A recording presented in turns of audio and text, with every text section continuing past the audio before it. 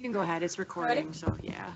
All right, everyone, it's 3 o'clock. Let's go ahead and call this meeting to order. If you can all stand up for the Pledge of Allegiance.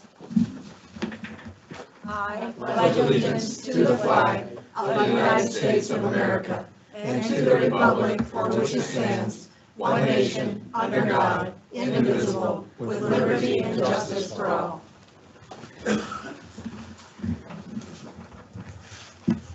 Just as a reminder, if you guys can silence your phones, this is the time. We'll go ahead and have roll call. So in attendance, we have Bob, Doug, myself, Ed, and Carol. I need approval for the final agenda. So moved. Second. I have a motion and a second. All in favor, say aye. Aye.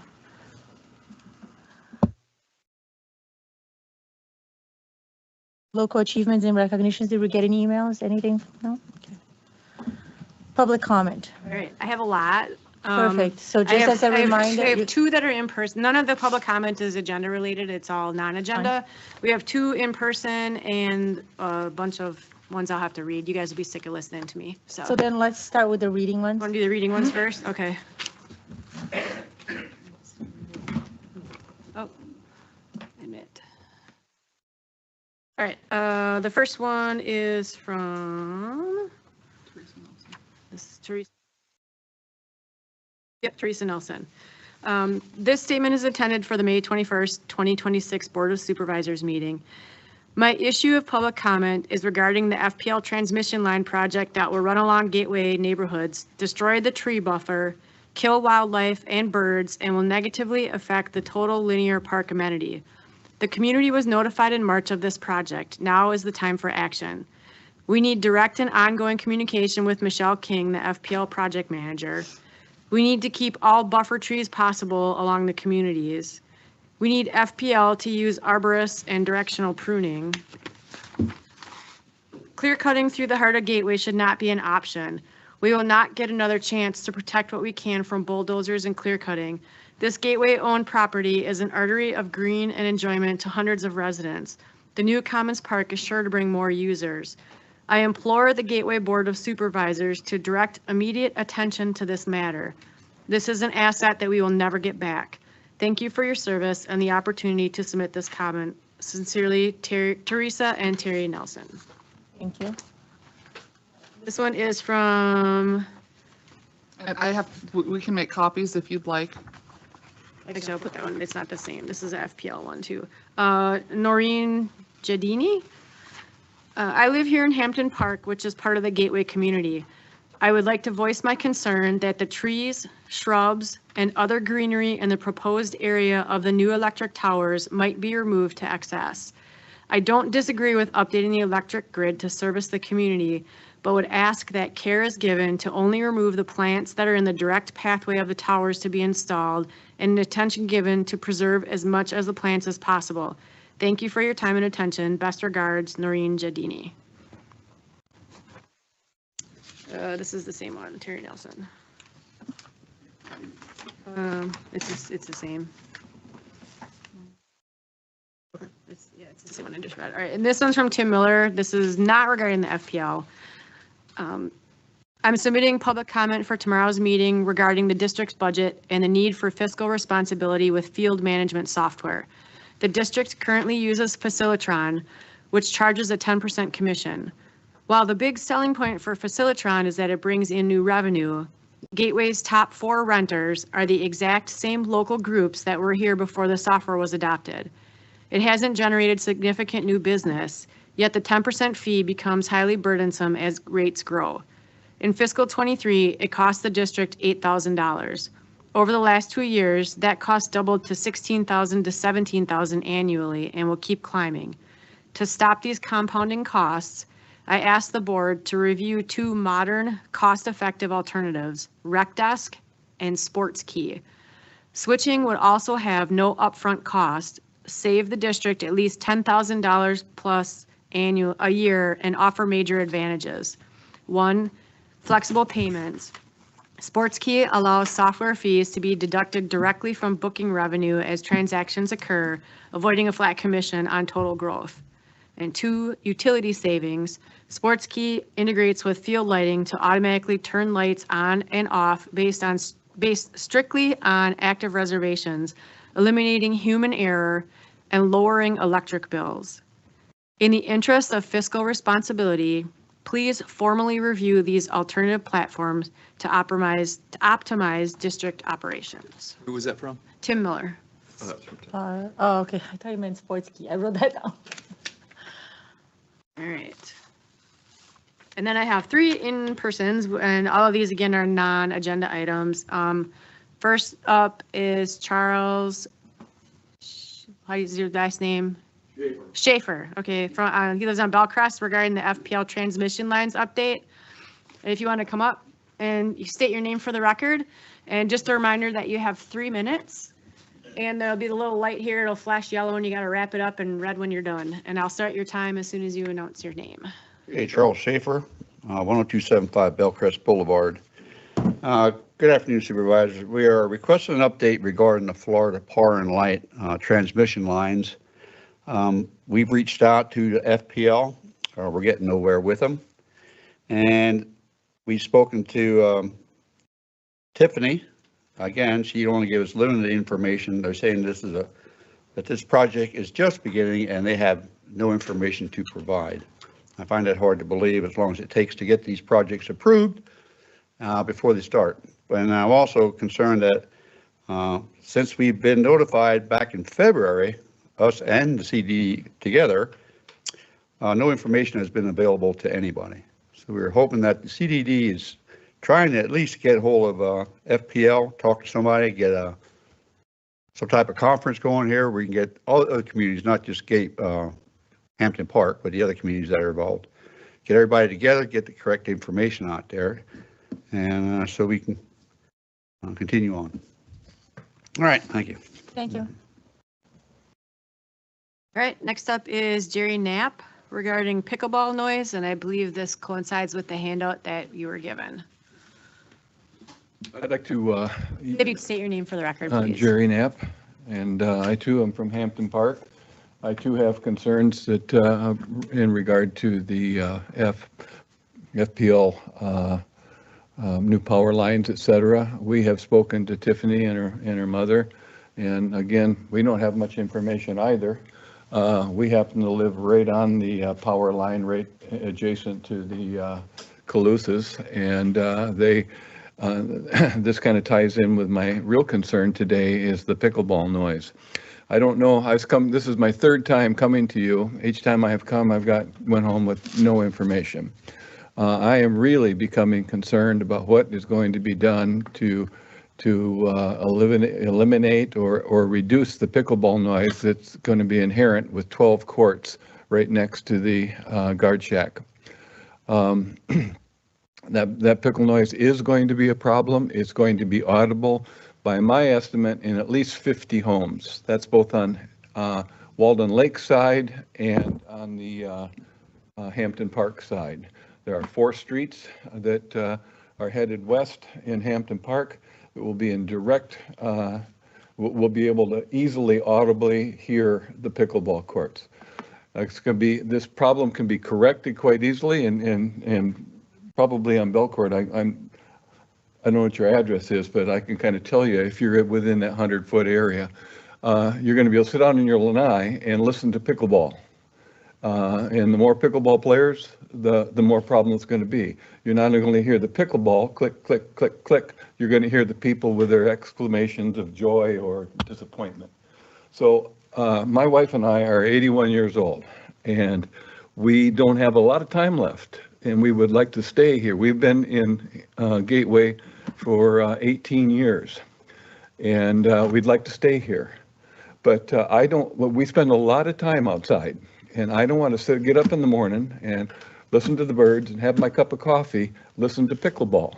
You haven't given me any information on, can you address this? Can somebody talk to the people who are building this and say, would you please put some noise barriers in?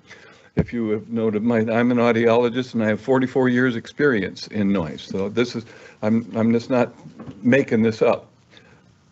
We are gonna, if you can put some noise barriers in there, that will almost, in my opinion, eliminate the problem for almost everyone. But we pass it every day, and they're starting the pickleball court construction now. And it's right up against the barrier, right up against the wall. So if you have to put a wall in, if you want to try to put a noise reduction wall in, Thank you're you. not going to have any room. Thank you. Could I ask him a question? Can we have all them Okay. come in? I'm writing it down One- because I do have to. Yeah, so thank you. Thank you for your comment. But yes, Carol. Thank you. All right, last up is Cheryl Moliterno regarding the dog park. Same deal, please just announce your name for the record and then I'll start your time. Cheryl Moliterno. I'm here to ask about the dog park. We received some rumors yesterday that the dog park is sundowning, that you're not planning on putting any more money into the dog park, which I totally agree. The dog park doesn't need any more money. I'd like to know when the new dog park will be available to us, please. And also, the owners wanted to know what's going to be with those who have renewed their passes and have paid the fees if you close this dog park to put in the parking lot. So I would really like to know so I could go back to them. Since moving to Gateway, I have become the liaison for the dog park, unfortunately. And Kerry Runyon has been absolutely fantastic in handling all our concerns. But it's gotten to the point now where my group is 2:30 to 4:30. We stack the chairs on Wednesday so that Mainscape can mow. Unfortunately, others come to the dog park after us and leave the chairs in disarray. Yesterday, I was at the dog park and I watched. There was one chair that was overturned, and Mainscape did not remove the chair or lift the chair to mow. So, and also, there's no dirt to fill in the holes. We were given the opportunity to fill in the holes, but there's no dirt to fill in the holes. And I have a very large dog, and when she goes to the bathroom, I pick it up.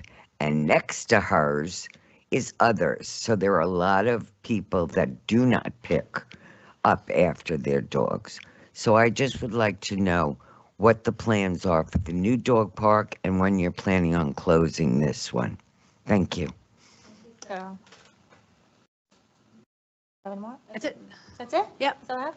Perfect. So I will start with you, Carol, because I have some questions too, or kind of just some rebuttals on some of the comments and questions, but you can I go ahead. just wanted to ask Jerry, if you could come up to the microphone, please? What kind of barrier are you talking about? What do you have in mind? Pickleball noise has been a problem all across the nation, and there are a number of companies that build pickleball court walls and noise reduction barriers, et cetera. That's not my job. But we need one.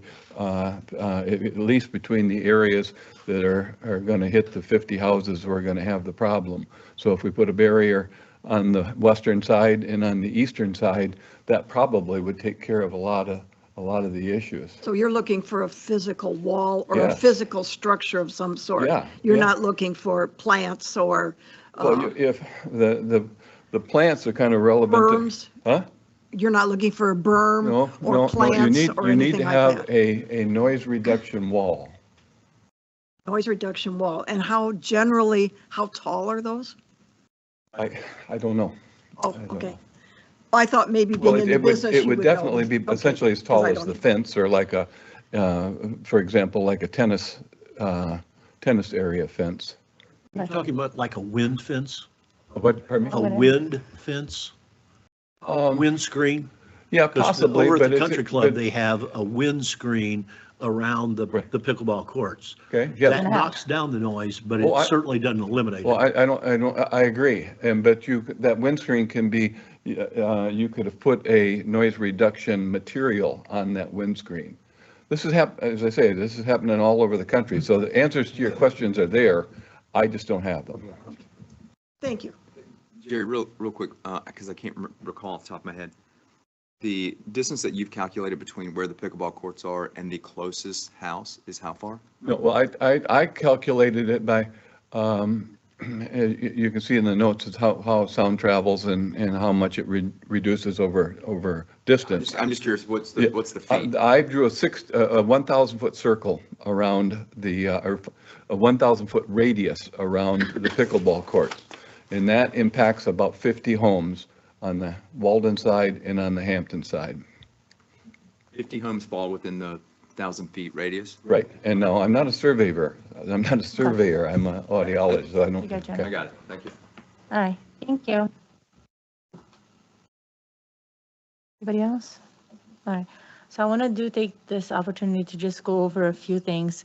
I think it will be best if we can take the emails that we receive and forward it to our contact on FPL.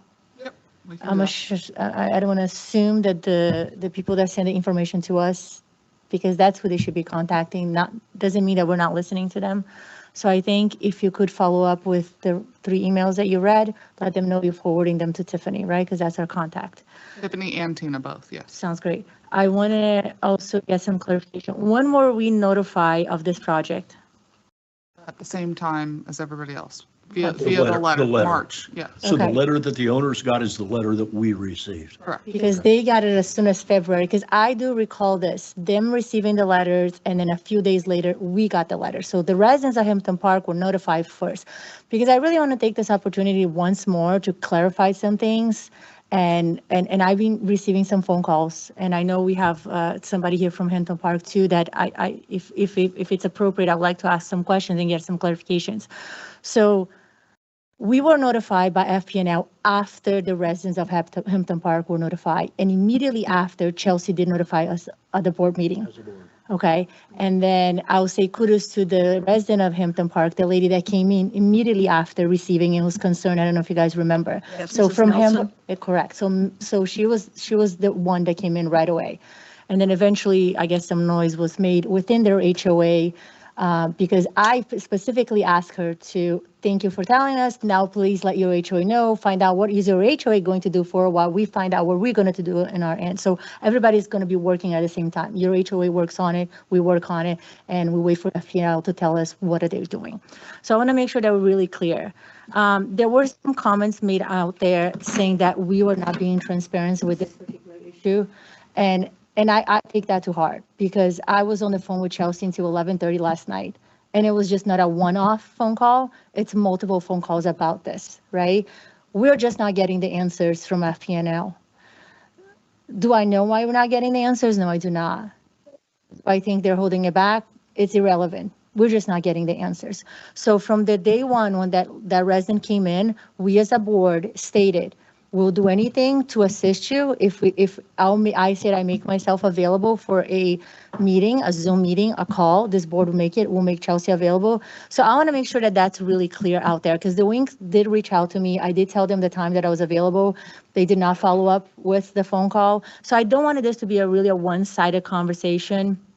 And I know, I want to do what's best for the residents. And there's just a lot of information going out there. And I just want to make sure that when we are pushing out information, we're pushing out the correct information. And we are partners for Hampton Park as much as we are partners for Gateway and Pelican and so forth. So we are here to aid them, but our hands are tied to some extent. There are things that we can't do. I did have a phone call this morning with one of the residents that were informed me, and which I did read on the email, that they threatened to turn off the transponders so the transponders that we have on our vehicle to be able to assess the community via the gate, so the gate will automatically open. This is at Hampton Park. Hampton Park, yes. For district vehicles. For district vehicles. So this happened, I think, a few months back for a different reason, and Tony opined on that, and Tony can opine on it again today. What I think is extreme disservice to those residents, because for us, meaning for our staff, it's 3 or 4 more minutes inside of an air conditioner vehicle, just waiting, right? But for that resident that's having an emergency, that's having a sewer break at 2 in the morning, they're doing the disservice. So I just want to understand that it's not punishing us, it's punishing our own residents by delaying us the ability to serve them. So I think that's really important. And I know emotions get out there and sometimes we tend to say things, but we have to be really careful how we say it and when we say it, and really look for partnership to get things resolved. So my biggest thing is Hampton Parks were notified prior to us. We were notified after, and the board was immediately notified, and the board unanimously gave direction to staff to go ahead, find out, make, any of us, I said, I'll make myself available to go ahead and to do this. We don't have the information from FPL. We don't have the information from FPL. That doesn't mean that we cannot continue to push for it. And then in regards to the sound barrier, I think we did talk about the first time that the gentleman came here, which I forgot your name, the shrubs. It was something that we were looking into it, that we, I think, agreed that we'll do it. In regards to a hard wall, there is a height restriction underneath FPL. So 14 feet is the highest you're going to be able to go. And I don't even know if building a structure of such kind, and I guess Tony can opine on that, it's something that can be done. When I think about a barrier wall, I think of Hampton Park 82, Stony Brook Village, and 82. So we have that huge wall, it's like 30 feet tall. So that it will be a no, just because there are restrictions with that. But I think Maybe for sound? For sound, Okay, yeah, because it just, and then Tony can opine on that. But I know that we do have a restriction within the 14 feet, nothing higher than that. But I know we talked about shrubs. I don't know specifically what shrubs we'll be using, but it's something that we'll be looking into it. The thing you want to do on that noise that we found out over at the country club is going at a distance away from the court and attempting to put a barrier is not successful. We have community Hampton Greens south of our two pickleball courts, maybe 150 feet. And we have 10-foot high calusas, solid calusas. And the people on the other side are complaining. So what's happening is that noise is just going outside the courts and going above the calusas. My opinion is if you're going to do noise abatement, you're going to have to do it right at the court and do it fast. Yeah, To try to keep the noise down, which gets back to why I asked the gentleman about the windscreens. I know we have windscreens at the club, but to my knowledge, they're not treated. So I'd be interested to find out if there is a windscreen. The thing is, when you get a windscreen and you treat it, you're losing the purpose of the windscreen. You're trying to cut down the wind with that screen, not stop it. Because what it's going to do is just going to blow that thing all over the place. So what is the product that they're using possibly around these courts that would try to buffer that sound before it gets outside the court? That's the key. Going outside, building a wall, I think is a waste of money. I mean, what I've seen in some of these locations is a hedge barrier around the perimeter with windscreen with like a podocarpus or something that provides some height. Immediately after, right? And you can, immediately outside the fencing, and you plan it so it is somewhat dense. I agree with you, Ed. The best sound dampening is at the point of where the sound can deflect and be muffled or buffered in that area. So I don't know. I was trying to find the plans for that. If we have any leeway of being able to put some type of vegetation buffer at the fence grade. Yeah. I don't know what the solution is, and there's got to be some out there. We're not the first ones with it, but I recognize it's a serious, serious problem, and we need to commit that we're going to fix it. Well, it could Whatever be. the fix is required. Walden Lakes is in my community, and I haven't had a complaint from anybody in Walden Lakes. But Walden Lakes has got two things going for it. Three things, really. First of all, you got the building that we're building, which is in the way. You've got the road, and then we have a wall. Yeah. So, but I still go back, just my experience with at the country club with the courts. To me, the buffering has got to be at the point of the noise. There's got to be engineering It's gotta be solutions. right We're not at the going core. to solve that And this isn't a today. new, but let's new just get thing, it. right? I mean, pickleball's been around for a while, and what I would like to see is, and I know that staff, and Chelsea, you have taken this seriously, and you have been looking at options, but what I would hate to happen is we launch, we have a great amenity, something that is, that the community will use, and that gets undermined by negative feedback, even if it's 10 or 20 homeowners. Well, now's the And time we to only do have the Because investigation. you're talking about like even 50 homes within 1,000, 800 to 1,000 is that kind of the outskirts buffer of, so if you can eliminate those 200 feet to fall more than 4 to 5 to 4 to 6, we'll be safe there. So we just need to be able to buffer, 10 or 15 decibels, maybe 20 at the most. There's got to be engineering In order data to, out in there. order to just pull it in a little bit, Even 12. you know. And that is correct. The Calusas or the. Do you want to come up to the mic? Because otherwise we won't be able. No, it's okay. You're correct that the Calusas have to be right up against the fence, and they have to be dense. Or the wall needs to be up against the fence. You can't be farther away or the sound is already dissipated. Okay. It'll buffer over it. Perfect. So I guess we're all in line with the direction that you're getting We need to in. be, we need to be looking at something that's But that's- right around the site itself that would basically isolate that from anything else. She has a problem resolution right here. Go ahead, tell her that it's already there. Last time Jerry came, you directed us to Thank you, look ma'am. into this. There are noise barriers. The pickleball courts are already going to be fenced in. So noise barriers to install on the fence that is immediately surrounding the pickleball courts. We took preventative action and worked with the sheriff's office, and I met the captain or the commander at the time at the house and took decibel readings with their decibel reader. So we had a basic of, here's our starting, there was some construction going on, so we had a starting of what the basis would be. And then once the pickleball courts are up, we'll know what the impact was. There is a small green space buffer zone that has the opportunity to put additional plantings in there. There is perimeter landscaping planned around the exterior of the building. It's a landscape buffer, just like everybody else. When you construct, you have to do a landscape buffer around your site. So all of those things are already in play, no pun intended. But if there are additional items like a wall you want us to consider, then that would require a development order amendment. I don't think we're there yet with a wall. I think, Jerry, Well- to your point, is We're trying to solve a problem that's already been solved. That's- Somebody out there knows what to do. There are noise Let's engage them and come with solutions. noise That's barriers however is, it works. I think the takeaway so here, Jerry, maybe is we could that just- the multiple times that you've been here, staff has gone back, we've done due diligence. I don't know if it's been updated in any actual plans, but what Chelsea is saying is we've looked at fencing, vegetation adjacent to, and then there are other secondary buffering opportunities.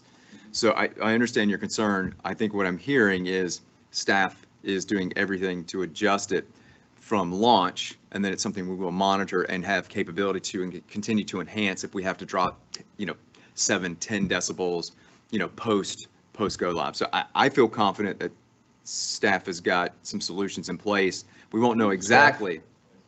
Who is staff?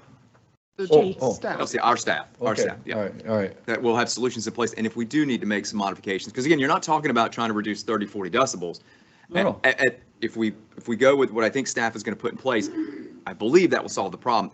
But even if there is some slight modifications, you're only talking about probably maybe 7 to 10 decibels at the most, which will put you about in conversational range, acceptable conversational range, 40 to 52, or maybe it's 45 to 55 conversation. So I think you'll be okay. You're not a liar. Yeah, well, yeah. So I think we're in good shape, but it's not something we will forget. I just want to make sure that we. Madam Chairman, maybe Yes. we could put this under agenda management so that we don't lose this Oh, yeah, that's a as a topic. Well- And I have it on a report, follow-up. maybe at the I think it next should go meeting. under, or- Under I Parks think it should and go Rec. under a Follow park, up under park that. phase, whatever, our punch list. I think, so, yes, agenda management, but I think that agenda management should be a punch list for our park site, because we're going to have other things that will come up that we need to keep an eye on as well. I'd like to have our consultant furnish Chelsea an aerial photo, detailed aerial photo of the area of the pickleball courts, so that we can see just exactly what we've got to work with as far as buffering. And recommendations. My understanding is right now, buffering to the west is going to be minimal. It's buffering to the east, which would be basically more advantageous to Hampton Park. Yep. That's what I'd like to see, is what do we have in the way of space that we could put something? Because like I say, I think if you go out very far from the court and invest in walls and hedges and that, you might as well go out and burn the money. Well, and what I'd like to Because see it's not gonna too, work. and I think Jerry's probably already done this, is from the point of origin, a 1,000-foot radius around, so we know what potentially might fall within. If we do nothing, at normal noise would carry 1,000 feet. Yeah. And then we can look at 1,000, 800, 600. I think once you get to like 600, you should be. If you're able to drop it at the source by 12 decibels, your problem's solved. You're going to be safe. I've just been concerned because it seems like there was absolutely nothing happening, and Well, that will be the last pieces to go into, is the landscaping. Yeah. But what's going to be important there is, in order for a landscaping buffer to take full effect, it has to mature somewhat. So either we have to maybe spend a little more and get a little more larger gallon or more mature podocarpus or whatever, or there's going to have to be a little bit of patience in our residents to let that vegetation grow. What's the distance? The first houses in Hampton Park that I understand are impacting would be on Astor Place, correct? Astor Place is probably the Astor Place first. And The road parallel. the next one, Yeah. actually, it's that curve, can I? But my point is that those houses, if you take the ones clear at the end of the cul-de-sac, which are right at the FPL easement, the FPL easement's 660 feet wide. So we're 660 feet just to get across to the park. That's correct. And we're another probably a couple of hundred feet to get to the courts. So we're. Oh, no. I understand what you're saying, but the courts are right at the easement. No, they're not. They're not. That's what I was gonna That's say, why yeah. I didn't think they were. Okay, That's why I want an aerial photo showing me exactly what we've got, so we know have what it. that is. Okay, so let me wrap this up Yeah. because it's 3:30. So we do have the latest. So Chelsea, if you want to email it to us, that'll be great. If you want to email it to Jerry, fine with that as well. So at least we know. Make sure we're measuring Recapping from it- the right place. Recapping it, shrubs are something that go in. If it, like to Doug's point, if it's shrubbing, it's a smaller, because it's more cost effective. Caluces is a great example. We planted about 3 gallons and they are 6 feet tall, and that's a year. So that's, let the landscaper decide what's best for that. But thank you, Jerry. Appreciate it. Would suggest that you Google noise management and you'll find. We'll have somebody all kinds look of into it, companies yeah. that know exactly what to Thank you. do and how well it's more effective. All right. First home seems to be maybe maybe slightly outside the 800 feet mark. Okay, and then just not to leave Cheryl out of it, so I guess I'll give you an answer since you got for half an hour in here, right? So we did talk, the only thing that I remember, Chelsea, we said that we stopped issuing dog parks, right, already? Was that the last meeting or the meeting before? Or that's what the direction that we're going to do? We didn't decide. Okay, The board decided we were sunsetting the fun park. That was decided at the last meeting. You tasked staff to go back and get costs of moving the dog park to the fun park. fun park. And we're working on those numbers to bring those back to you at the next meeting. Good? Okay. So either way, there was brief discussion about either, to address Cheryl's point, is if we do sunset it within somebody's time frame, to either give them a refund or pick a date that we're going to sunset and then not renew any from that date moving forward. So Yeah. we will make sure that gets communicated Yes, out. Laura? Eric Fye is online from Touch Tech. He does have his hand raised, so I don't know if he had a comment about maybe the. Probably the stuff. landscaping, let Yeah. him have it. Let Go him ahead. have it. Yeah, good afternoon, Eric Fly, for the record, Tetra Tech. if you want to look at the aerial, I have Google Earth pulled up and put 1,000-foot radius on there. I also have the master site plan if you want to look at this now. Otherwise, I can email this to Kelsey. Eric, yeah, email it to me, please, and we can, Is there a way to put it on the screen? if you want to discuss it Yeah, right I'd now. like to see what he's talking about so that I know if somebody else asks where we're at. Obviously, we've already got a discrepancy that one person thinks it's someplace else than where it is actually located. So if he's got an aerial photo that shows it specifically with the 1,000-foot circle would be very interesting to see. Eric will let you share your screen. Okay. It's grayed All I out. can say is a 1,000-foot circle is one huge area. I stopped sharing mine, so let me know if it'll let you share yours. It may not because of the way the meeting is set up. Yeah, it won't let me. It's grayed out. I'm not able Okay. to click that button. All right. So Just get I'll it email to it us. to Kelsey. Okay. Yeah, take some screenshots and just send it to us. So just, I'd like to just so see- everyone is clear, the court that is most abutting the edge of the property is the basketball courts. And then moving That's in, what I thought. the basketball court, singular, I'm sorry. And then it goes to the pickleball, and then the padel, and then the bocce. So, So the closest thing to have impact is the guardhouse at Hampton Park. That's the closest thing. And then our own office. And then you get either the end of the cul-de-sacs at Astor Place, across the FPL easement, which is 660 feet itself, or you go across Gateway Boulevard into Walden. Okay. Yeah, I'd like to see those measurements.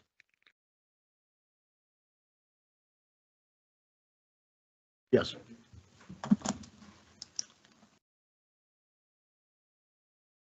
Your answer, but you really didn't clarify. When is the dog park closing? We don't know. It That's- has not been determined yet.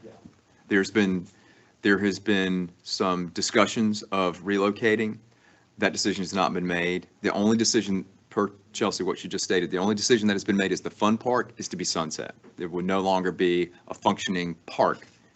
That is the location that is under consideration. Staff is doing due diligence to determine cost to relocate the dog park, timing of that.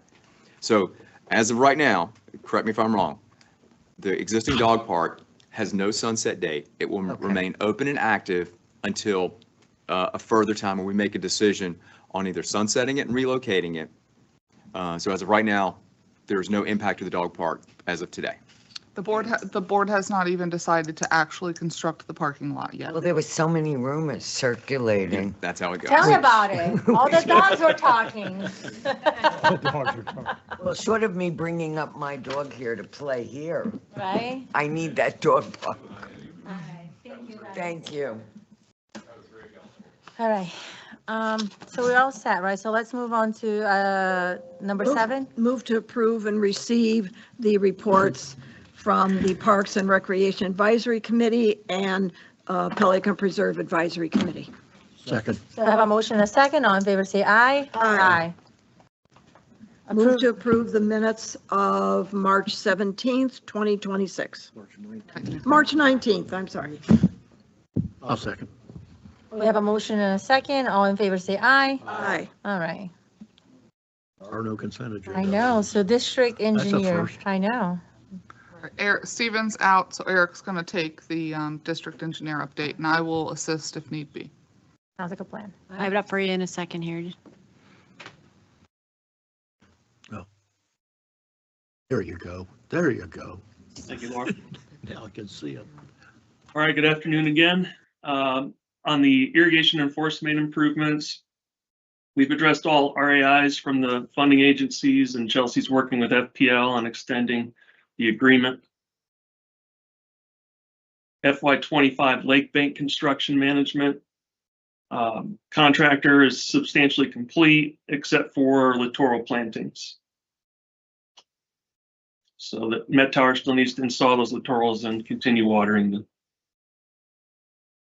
Lake Bank Restoration HMGP, we submitted 100% plans and are awaiting RAIs from the funding agencies and from Lee County.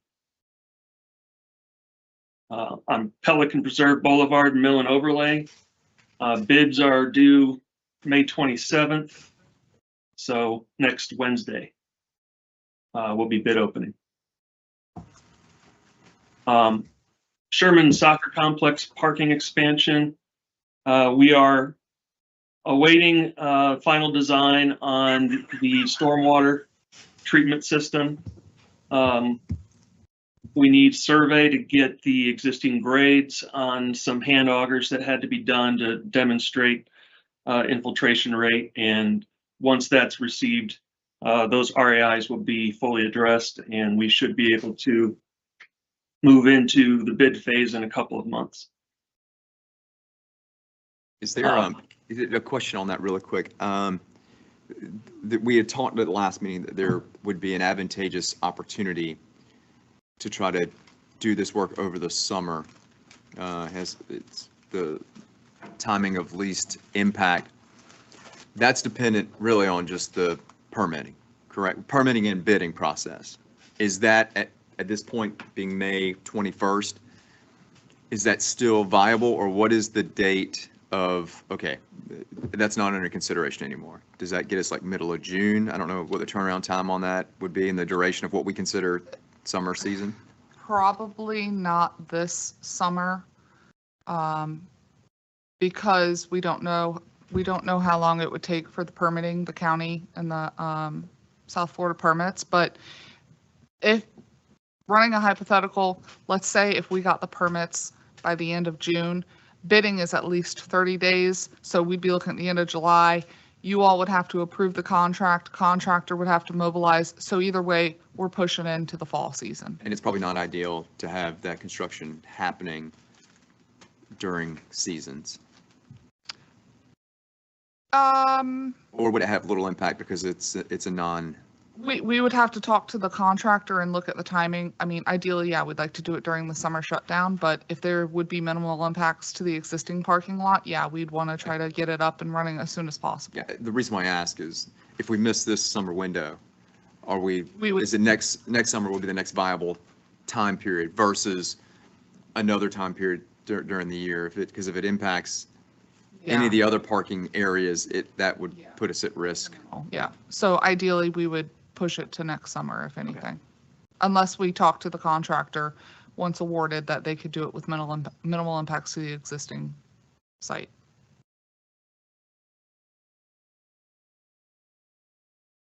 All right, go ahead.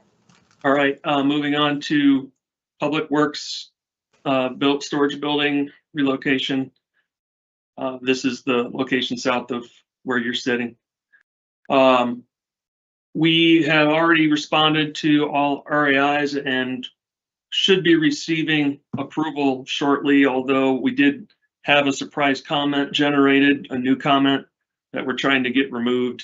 So that could delay us a little bit, but I think we can get that resolved. It was related to a fire hydrant location. So if we work through that, we should have permits in the next couple of weeks and move into the bid phase.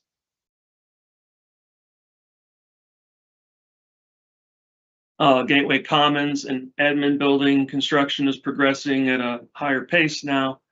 I don't know if any of you have seen the drone images of recent construction, but OAK just provided those this week. Chelsea has them if you all want to see what that looks like from the air. Normally post those on social media. They're on our Okay. Gateway community site right now. I'll have to see if Randy posted them because we literally just got them 2 days ago.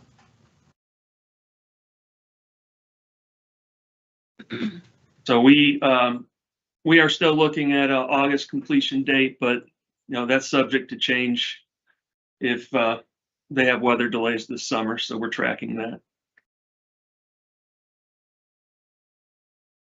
CCTV storm, my understanding is that Tony wanted to talk about this one. A little bit because of the issue. Oh, we'll wait, Chelsea, and I'll talk about that. All right. Griffin Drive sidewalks. Draft plans were submitted on May 30th. I'm sorry, will be submitted by May 30th for district review. So that'll be end of next week. tree line sidewalk. We're awaiting survey They were surveying this week, this week. and this week. Yeah, they were out there Monday and Tuesday. So as soon as we receive that survey drawing, we'll begin drafting plans for district review. And the target date for that is June 9th. GIS support services, Tetra Tech has created an HOA directory map and contact details to be published on the website. All new meter box locations have been mapped and connected to the work order system. And in the coming weeks, we will finalize the district and Pelican Preserve web maps to be published on the district's website, and continue mapping easements from official records and plats. Madam Chair, if I may, just for clarification on that, in Chelsea, the meter boxes and all those won't be available to the general public, will they? Correct. Okay. Just want to make sure when you say this, Only items that we, want the public to see, Can Yes. share. because Yes. utility Available. infrastructure is exempt. Okay, thank you. Which should include FPL too, right? They have some restrictions. They have a lot of issues. I yes. know. So Yeah, that's yes. another thing that we should be starting including it too, because when they do have their plans and their stuff, they're not going to just hand it out to us because they're after 9/11, they cannot do such a thing. So, Critical infrastructure. sorry, go ahead. Then we have development updates. Don't have much knowledge on these, so I don't know if maybe Chelsea wants to address those. yep, I can take those. Daniels Parkway Apartments, they are under construction. They're doing a lot of site work. They're hitting a lot of rock. We have our inspections for any type of utilities. Tetra Tech's also out there doing their typical inspections. Santa Luz, Tony. Yeah, on that, following the last board meeting, I sent 2 emails to the council for Lennar, and haven't heard anything back yet. And so Chelsea and I discussed it, and she had a good suggestion, is that in my email, I told the other parties what the board was amenable to as far as additional changes to the agreement. Nothing came back, so I'm going to prepare revisions to incorporate those 4 items and send it off, because they're not moving any needle. It's very frustrating. So I appreciate Chelsea bringing that suggestion up. AO, we're working through that. That was approved by the board back in 2018. But I know that there's kind of been some current discussions regarding that. The Grace Community School, that I believe we have finalized all of our comments and will be prepared to bring that to you at a forthcoming meeting for recommendation of approval.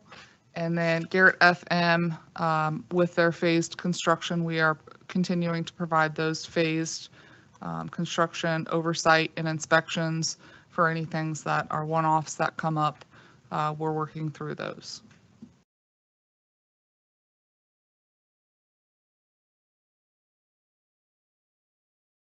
Any questions for Tetra Tech? None. Not for me. Back to Eric. Give me some odds, Eric, on that building being done in the month of August. There we go, Carol. I will let you know after I have a meeting with them next week on an updated schedule. The things that they have left to do, for the life of me, I don't know what the hell weather has to do with them. They're under roof. Inside. Their problem is inside, not outside. I don't think they even have windows in yet. They have window Your point frames. is? They have, It rains starting June 1st, rainy season, Florida. I'm just having a hard time believing in anything they say. Let's look at it and see what happens. they have mechanical roughed in. They have a lot of the mechanical, the electrical and plumbing roughed in. So they're going to start rough in of the rest the end of this week, early next. But I do have a sit down with their construction project manager and superintendent early next week. Next to week, review. after I get back from up in Orlando, I'd like to go meet with you Call and me. go over We'll there, go. take a look Absolutely. and see what's going on because this is ridiculous. I believe this week they started on the roofing. Did that happen, Chelsea? Yes, they did. They were working on the roof today. Perfect. And they've put trusses on the 2 bathroom structures. So the roof, the other smaller structures will catch up.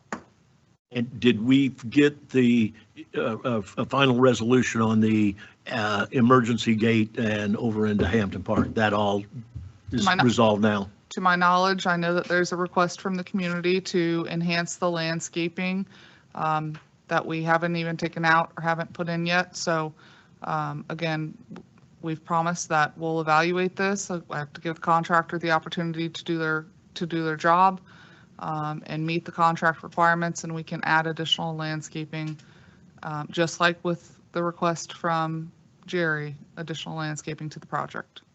Back to an issue that came up earlier today, just for my knowledge, do our equipment or our trucks and transportation devices have evac capability? They do not right now. What would it take to get evac capability? I've got to review the ordinances and any statutes that are applicable and see if we have the opportunity to get those. To do those, because that might be a way to, rather than taking Goliath on the issue of the transponders, we just get evac. Yeah, we're looking into it. Okay.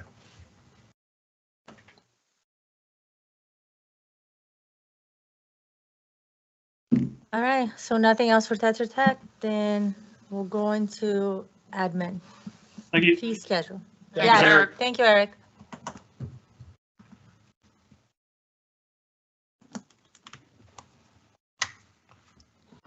Move to approve the fee schedule as presented. I'll second for discussion. Okay. Good.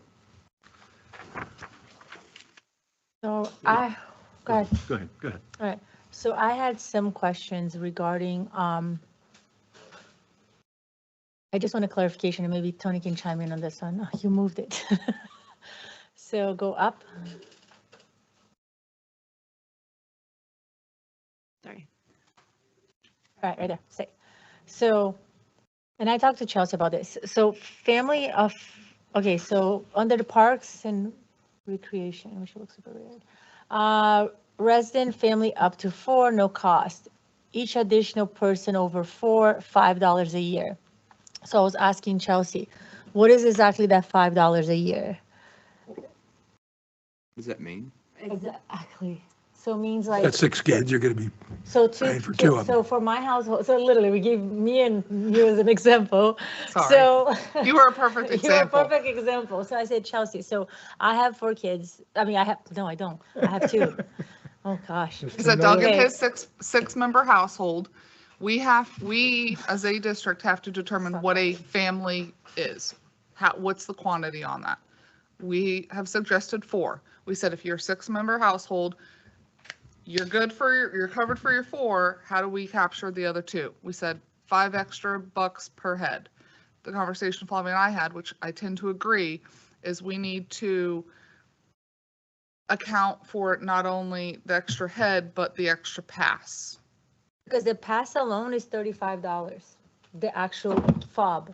So if we're going to charge them 5, we're in the whole 30. Can't they pass them amongst themselves? So then that was the question, because Chelsea's like, no, the key fob would be 2 per household. And I said, well, I disagree, because you're expecting my 22-year-old, my 20-year-old, me and Tim to like be passing it along. Like if there's a cost, like we get the membership for free, but the cost for the key fob, we should pay for it, right? So. If you want more than 2. Well, that's what I was going to say, just to allocate a certain number and everything else. Everything else is, Yeah, then it's choice. I would agree with that. Yeah. I mean, I don't want to be paying just because I have more kids than Right. Flavia. Exactly. However, I don't think that you should be funding 6 fobs for me and only 1 for 2 somebody or else. 3 for someone else. And I'm perfectly fine. 2 fobs per family, 1 for single. Yeah, Well, how many singles you got? I mean, There's nobody here that's a child without I think anybody. a good baseline or benchmark would be, we provide 2 key fobs per family. Any And then additional? they any buy. additional fob, you said they're $35 a piece? That's what it says right here. That is a replacement cost. The actual cost is less, but if we don't have an incurred, Just put in 2 costs, one for a new one and one for a replacement. Burn them for the replacement. that was the intent. Okay. Yeah, because Why would we charge for a replacement if it's bad?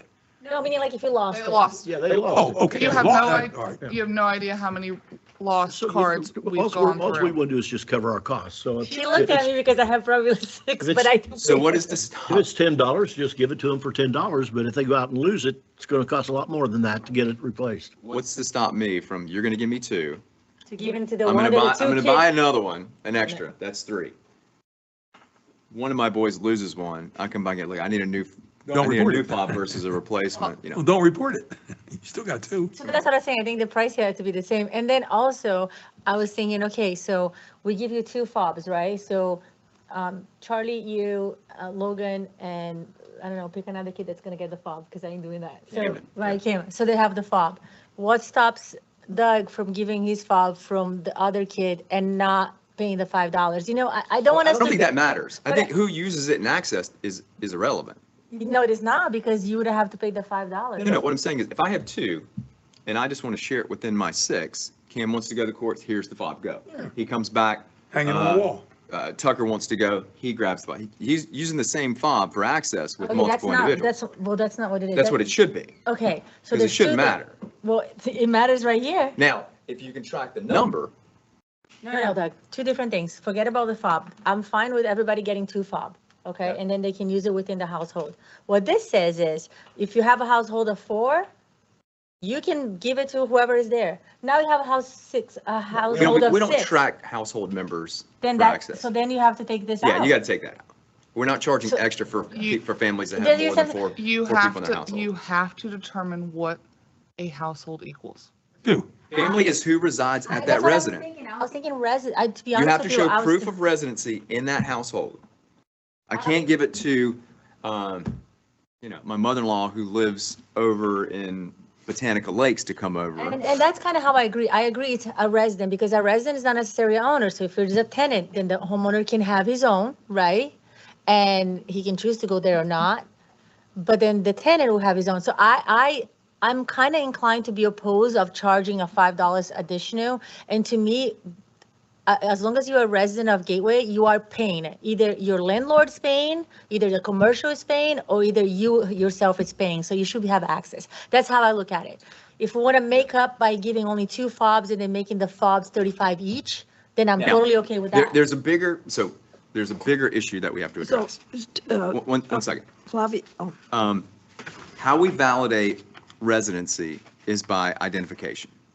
If at any point you're in Gateway and you're in a facility and it's, and the rules are if you're a Gateway resident, you have access to that facility. You say, can you show proof of residency? Here's my ID, here's something with my address on it. If you're under 16 or under 15 and you don't have, an ID card or driver's license, that's where we need to figure out how we're going to verify and validate residency for minors. But then we need a way to do that. Do you create, not give fob and create an ID with the picture, just like the library does at the school? Well, and that's, at Stony Brook, that's what we do. Yeah, So you get a so so fob maybe- and you get an ID card. And So you're this- responsible to have that We have to ID put a and your cost fee for fob. that. Because here's the problem that I'm trying to solve.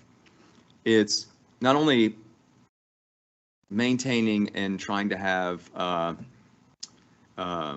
what's the word I'm looking for? Yeah, you're right. What stops me giving a fob for somebody in Lehigh? Well, not only that. And then That's you. exactly No, where no, So we're we going. we No, but absolutely need that's a not- card with pictures. It's But, not and in here. this goes to maybe a larger issue, which is, let's say, what's stopping my son bringing 6 of his buddies that don't live here, or, a kid somehow gaining access and coming in and just, That is But- captured as day pass guest. Yeah, but what I'm saying, that's also the issue that we have at our other Parks and Recs facilities, is we have people using the facilities that don't live here. So if you go, do you have proof of residency? You can do that if you're above the legal driving age or you have an ID card. You can validate, okay, you don't live here, you do not have access. You have to get a permit or pass. But if they're kids, how do you regulate kids using the facility if they don't have an ID? Then you say, if you are a minor, you need to have an ID card with, or at least something that shows your address on it. At this point, I think everybody gets an ID card. They go to the office, they take a picture, they get an ID card. If they're tenant, they have they can bring their lease and then you have a entry date and expiration date. Well, everyone has a water bill, so I mean. Oh, yeah, but yes, Tony. The kids wouldn't have it. Flavia, is your intention to just eliminate the $5 per year? We shouldn't charge extra for I say families. yes, but then Chelsea's like, well, how many? I wouldn't limit it into how many. I would limit it if they're a resident, if they live here, because we don't charge them for how many people are in the house, right? The household pays taxes for That's those. not how they pay our non-relevant taxes. It's equal, so we don't charge if you have one person or 5 in there. So I think if you reside in Gateway and if you have proof of it, then you get it. Okay, I don't have a problem with eliminating Two fobs, the I'm $5 totally okay, I'm totally a okay year. with the 2 fobs. But now you brought a point. I do think in here, we should have an ID card. So I think everybody in the household registers and gets an ID card. And then the 2 fobs, you know what I mean? And I think Tony's gonna say I think no, if you're because if you're I- coming in and using the, if our staff is validating, let's say we got 4 people playing on the pickleball courts. They've gotten a way to get in because they have a fob, and you just want to validate them there. Either you have a Gateway ID card or you have to show proof of residency. It's that simple. If you're a minor, you're required to have an ID, or that's the only way you have a valid identification, because you don't have a driver's Who would license. issue the ID? Us? The district, yeah. No, Tony wants to say I'm something. concerned, my concern is, I made a note to check on this. When you have photographs of minors in public records, it's a super sensitive matter. The idea about publishing photographs of minors in whatever form or format. So I was just checking, need to check on that with the public records law, but you can get a state of Florida ID card for anybody over 5 years old can get a Yeah. Florida ID card. And, so if they were to present that. That's tough because it takes you 60 days to get a schedule at the DMV Well- to go in and get an ID. Well, So that's not convenient at all. It's not gonna be ready until August. But the question is, all right, so I'll look into the issue about whether or not, when we have those in our possession, what we need to do. If we're going to have photographs of minors in the district's files, and somebody makes a public records request, I don't think parents would appreciate that. So the question, I just need to see if those are exempt records. They should be exempt, right? Oh, he doesn't know. Yeah. What the I know, but I mean, legislature. just common sense. So would I say will that. check on that. So what's the cost of a new fob? cost The of a cards fob. that you guys use, they're about $1. Are we going What? cards Yeah. or? They But- just give, if you've got 4 kids, you get 2 plus 4. Be done with it, give it all, and resolve this. Then if you get caught giving it to somebody else, you lose your rights. Yeah, well, there's a Then fine. that solves the problem. Are we talking about the cards that we currently use today? Yes.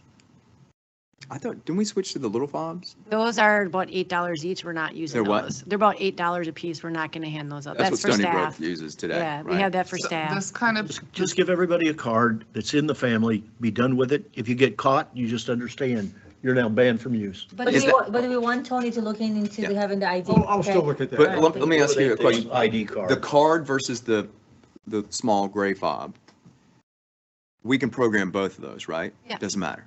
So you could have a choice whether you wanted a free card or if you wanted to purchase a smaller fob, would that be an option?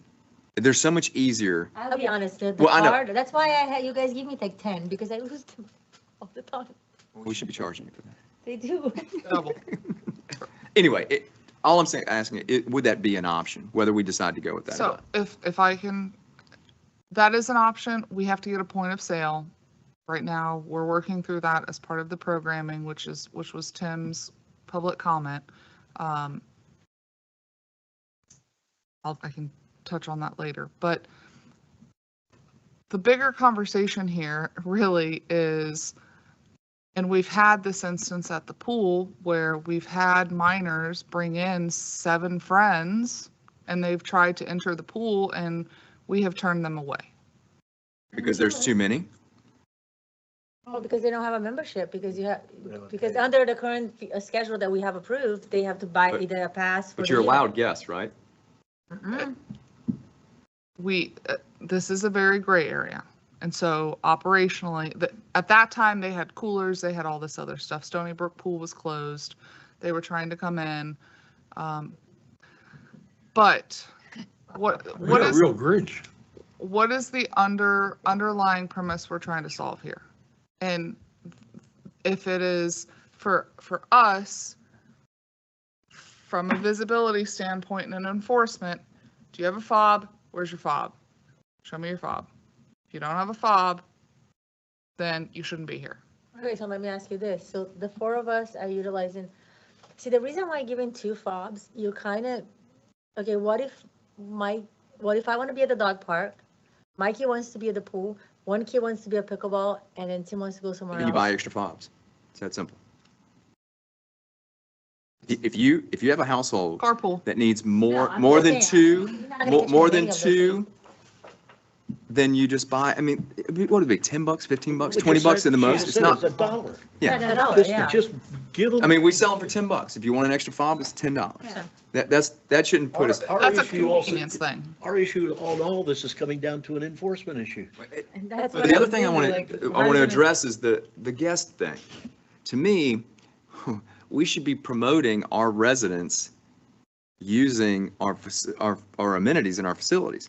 I think you should be allowed 2 guests per resident household to use our. Who monitors that? Well, There's yeah. the problem. Well, I mean, it'd be the same monitoring if Who's you gonna regulated monitor 2 it? versus 4 versus Exactly, whatever. 6, yeah. But my point is, if I'm coming and, you know, I'm bringing 2 of Cam's friends, or if Cam's coming and he wants to bring a friend, or if we have friends in from out of town or whatever, I mean, 2 I think is an appropriate amount of guests that you're allowed. Anything over that, then there should be a guest fee for any guests above 2. If we start putting a dollar amount on every guest, and I don't know how often this happens, but now we're Often. well, but But how if we're often charging does the every guest get guest, to come before they? a guest can't come on their own. I mean, Well, I they have to be understand, accompanied but by a what resident. keeps somebody from bringing the same guest every other day? Well, I mean, that's one more That- person at the pool. I know. I mean, to me, that's just using the amenity. To But me, they- I don't know. I don't see it as a huge problem. I think it's more a deterrent if we start charging for every guest. So this entire discussion was had by your Parks and Rec Advisory Committee, and this is what they have recommended to you.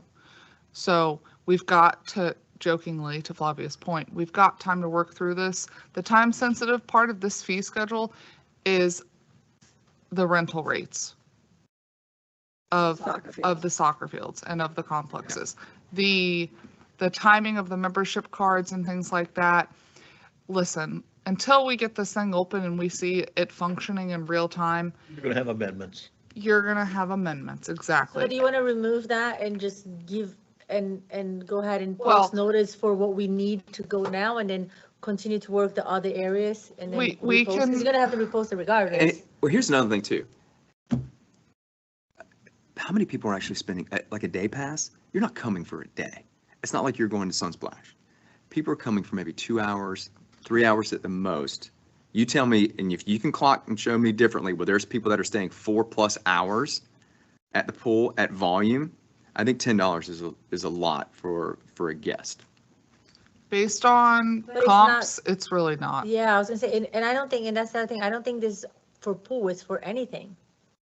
So they pay $10. Okay, now that's different. They That's pay different. 10 because it's under Parks and Rec. So Because they now pay that's different, because if $10, you're using they if can you're go using to the the pickleball, for whatever, a little $10. bit, Okay, yeah, all right. So I okay. wasn't looking at it that way. I can Alright. understand that, but I think we should strike the $5 one? Strike the 5. Okay, I'm fine with that. I think we And should allow this is- up to 2 guests. Would This be is my. discussion.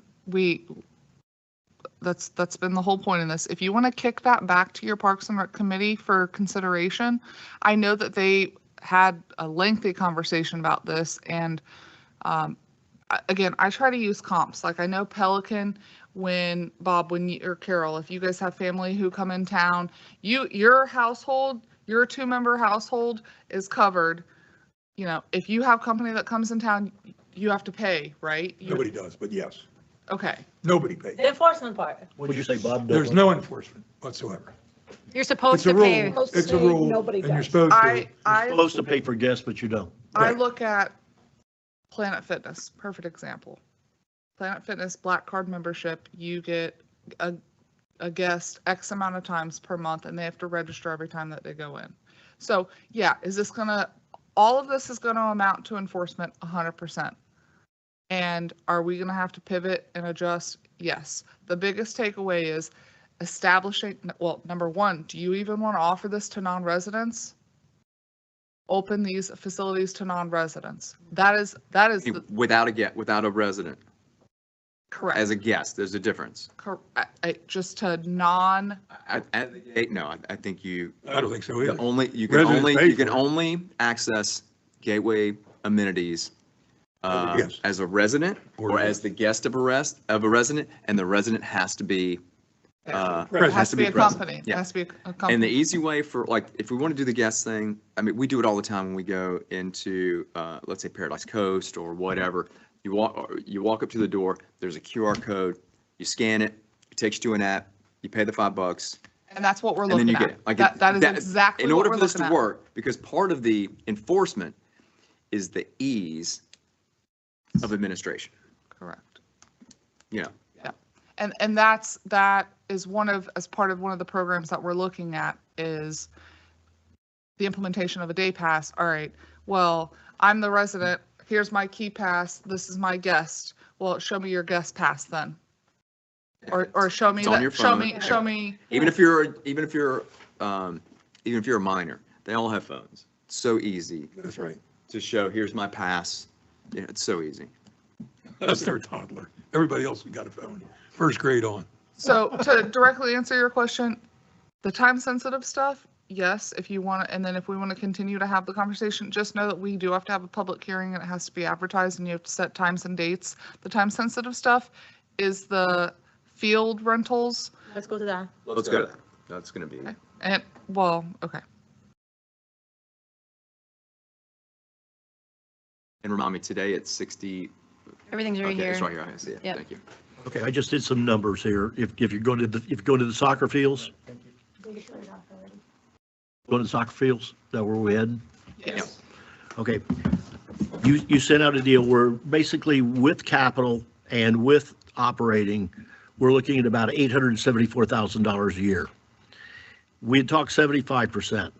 Let's look, and for discussion only, we go to 50%. That says they got to come up with 437,000. Right now, with assuming the license rental or whatever you call it, parking rental, they're bringing in about 200,000, correct? Right now. 160. Huh? 160. What's- Well, but- plus But if you parking. added the parking Current in, you're Plus, going to be they're about estimating 40,000 for parking, so That's it'll what I be said. So 200. 200,000. Yes. So that leaves them now 237,000. If we're right now at $134 per hour to create the $200,000, then what we need to do is just take that 134, double it and make it 275, and that's the deal. It's done. That's 50%. That's be as far as I would be willing to go. You're saying 275 an hour? Yeah.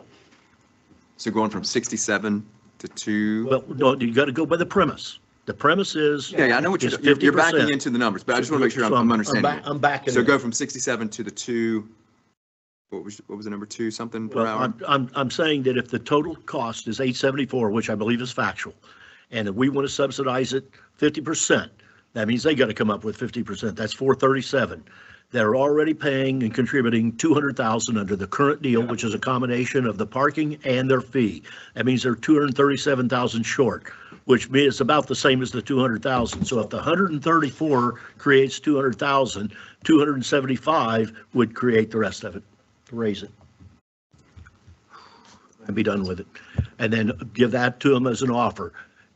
You come up with the 237,000 any other way, winning the lottery, whatever. That's what it takes to get to the table. That solves the problem. And that's at a 50%, not 75. That's at 50%. Can you just remind me again, out of that, what's included in that 874? 574,000 ballpark of operating costs, 300,000 of capital debt. Okay, so 574 is operating, the rest is capital. And those numbers that Laura put together, that supported what it is. And I went through and independently did it myself without not having a lot of the information, but I came out with very similar numbers. But that's the only way, the reality is the cost to do this, to create the 50% subsidy alone is staggering. And the 574 is just for soccer park operating costs. And that includes, can you just break it down for me high level? That's everything. That's labor, material, labor, And labor capital. everything, So that's landscaping, Salaries, Electrical. salaries. everything. trash removal, all the Electrical, utilities. Irrigation. I don't and know all any other that. way of doing it. The reality is that shows the cost of what we're willing to subsidize it to be able to come up with the other $437,000. And that's not a real fun pill to swallow. But I don't know how we get this off the table, because right now we're just going in circles. So what is the dollar amount from? I said take the 134, take it to about 275. The field rental.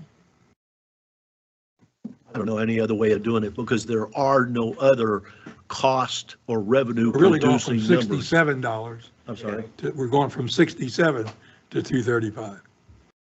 Well, if they're at 67 now and we were going to take them to 134, I'm saying to be able to make a 50% subsidy, it needs to go to 275. That's too much in 1 year. Yeah, I think so Do too. what? That's too much in 1 year. 134 is as much as. Even Well, we're not- 134 We can't do it in 1 75. month.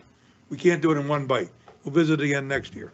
We'll do it to 134 now and then Yes. the other one. I mean, that's a bitter what pill. is There's it, nobody that's happy with that. 134 is. Yeah, that's what I mean. So what we're back to, we're subsidizing 75%. We've always been it. Now we're Yeah, trying but to we're not- narrow it. I'll vote against that. No. Okay. Well, we're No not going to more do of it in that. 1 year. This is just out, it's out of hand. It's always been out of hand, Ed. Chelsea, did it, was it me, or was it an email from the residents that I forwarded to you that they already advertised for the increase on their new fees? Yes. Yes. Okay, yeah. Well, So the increase that we haven't agreed, they're already charging the people. well, they 34. they put it, well, they put a note that there will be a surcharge, and that, Like $35, there's something. Well, they have else. to because they're collecting for their season. Right. So they have to stay ahead. From a timeliness point of view, they got to get it out there. Well, I can't support that jump, that big jump. So if I'll I'm, support the 134. if I may, I looked at the hours of field rental since we've had Facilitron, because that's the only way that I can track actual rental of hours and lights. And I looked at basically from May of 2023 through March of 2026. And if we do $134 an hour on the big fields and $80 an hour on the field one, and have the lights at $35 an hour, and assuming the field rental hours and light rental hours stay the same, we would have $348,000 in income. Plus parking. That's So just an field increase rental. over, so there will be an It's- additional 140, almost 150,000 additional revenue. More than But that. that's We're still- getting about 160,000 right now in rental revenue, and this, if we raise the rates to that, I'm predicting, if everything stays the same, if the averages, we would have about $348,000. So it basically doubles the income. They would Which- have about 348. No, that's what They we would would get from. generate Yes, 348. we would receive about 348,000. 348 out So it of basically doubles 874. it from So- 160 to 347, plus parking, plus any other fees that we would charge. That would strictly be Concessions. field and 35, lights. 3565. is So what that they would, at the $134 an hour for the larger fields and the $80 at the rates presented on this fee schedule. If the hour rentals and everything remain the same, that's what I'm, based on average usage, that's what I'm But predicting. the other elephant in the room is the 574,000 for operation and maintenance. That's a huge, huge number. I mean, I think we've always talked about it. The way we get to where we need to get to is we reduce operation and maintenance, and then we increase revenue at the same time. We have to do that in parallel. So the biggest charge that I have for staff is we have we have control over the increase, but we get to a point where we have to just be careful with the increased volume. but that's internal discussion. But the 574, how do we reduce that? Is it renegotiate or bringing it landscaping or lawn cutting in-house? Is it renegotiating that with I know, but So here is what I did, based on what you asked me to do at the last meeting, to split out the Parks and Rec, the pool is down here at the bottom. But I broke it out into, this is what I shared with Ed. The soccer pool and basically everything else for Parks and Rec. So this is how I got there. All this stuff is salaries and staff related. And then I split out, I'm sorry, can we pause just for 1 second? So our soccer payroll budget is 137,650. Can you just tell me what staff is doing for that? Just, what is that? How do we, I know there's a portion, but that's the time they spend over here doing. Mowing, The striping. question is Yeah. what does the staff do for 177 for all other? There isn't anything. Well, is it the maintenance that they're doing, the picking up the It's trash, maintenance, the it's trash. monitoring? It's bathrooms, they clean the bathrooms. We took that in-house a couple years ago. Are we seeing a savings on that? Because it wasn't that expensive. I remember the cleaning. I remember when we took that in-house. Well, I mean, I've already said before, I've never been to a facility where they charge the renter for bathroom cleaning. I've never seen that anywhere. No, meaning like before we used to have a company that. We had a cleaned cleaning it. company. Yeah, no, we should absolutely be doing this in-house. I mean, for our hourly versus what you'd pay a cleaning company. Well, I could be wrong about that, but anyway. But where's the opportunity on operation and maintenance for us to lower that? We have accounted for that 15%. as part of the proposed budget and taking some of the mowing services in-house and canceling the summer cuts. We've already procured a small piece of equipment and staff is getting trained up and cross-trained on how to use that. So that will be, in 2 years' time, we will recover those costs completely. Then it's just a matter of staff time doing that. Because you're choosing not, I'm assuming, because we're choosing not to redo the entire fields as a no way that's capital, we're gonna have to increase our existing $80,000 budget for, Sod maintenance? 70 to from 95. 70 to 95 to account for that, the test that we did, the seeding, the Yeah, the extra. overseeding. The yeah, overseeding and which stuff. worked really well. So that right there off the top is an additional 25,000, but we have a cost savings. You have to keep in mind, the biggest add on this Parks and Rec budget is the commons coming online. Is the what? The commons coming online. Yeah, but that's not that's part of the not- 574. It's part of the Parks and Rec budget as a That's why that whole. third column's jumping up so high. Yeah, that's all Yeah, new. we get that, but I guess the. We're trying to offset the soccer part. So, that's what I was cost, thinking, the soccer. operating and maintenance there. We know there's a much larger deal, but we're not asking the commons at this point to be revenue generating and to account for 50% of the operation and maintenance at the We're commons billing, part. we're billing that. That's Yeah. already in the budget. The issue at hand is that is not used by the general majority of the public. That's what we're talking about. That's how we got to 75% So to you have, start ir- with. you Hours have of irrigation, you have staffing, you have the contractual stuff with JSM and Mainscape. Mainscape does very little mowing, but we are asking, I think, for a zero-turn mower to take the perimeter mowing in-house. So we'll have a cost savings on that. Pennies, but a savings nonetheless over time. We've got the additional sod and overseeding and repairs that need to be done. We're talking additional We have some goals we soccer have to goals replace. that have to be replaced. We don't pay for paint because we get that for free from The county. the county. We have the contract for the paint striper machine. We're gonna do away with the mowing, the automated mower contract, so that will be a cost savings. I thought that on the capital, the 406, I thought a large piece of that was soccer. What's in it that all of a sudden ended up under all other? Let me pull it up here. That 406, going back to that page. That was on there for the soccer fields was goals and the mower. That That's was all? it. Mhm. Okay. Yeah, we pulled it. So I the look other- at that 3 Lighting times to and- make sure I put them in the right So column. the other items are not in here whatsoever. Well, They're in there Lighting under and all parking, that's all other. bond, right? Yeah. That's Lighting, separate. parking, and sod replacement is not in here. Right, we have to remulch the playground, all playgrounds. I mean, the fun park will go away, but this one, we have to remulch that and make sure we meet all of those standards. I mean, all of these little things continue to But add up. the issue at hand is the green column. Yeah. That's it. That's the And green column. The blue column and the pink column aren't, to me, aren't up for discussion. It's the green column. What can we do to How get much that though? 577 down Okay. to a smaller So number? And looking at line item 22, $80,000. So I'm just trying to think equals $95,000 for sod replacement. Okay, I get that. $80,000 for maintenance and repair. What is that equal? What's that? Because if we're doing in-house, like what is that parts? Because we're already paying the salary up top, right? That doesn't So- belong Irrigation there. is a different That came line out of the item. Budget. I just. So we're telling me, so we're saying, you see, so if the goals are down there under the 48,000, then are they up here as well? this is 2 cents a new goals. But Or are they both places? That's not right. This 40,000 down should- here, well, it's 95.2 Oh, altogether. 2,000 for lightning detection. No, I'm just looking at the dark green, so the 80 grand. Yeah, that's on Yeah, there. yeah, no, but should you move it to that side? No, I will have to look. there could be an opportunity. So I'll investigate that.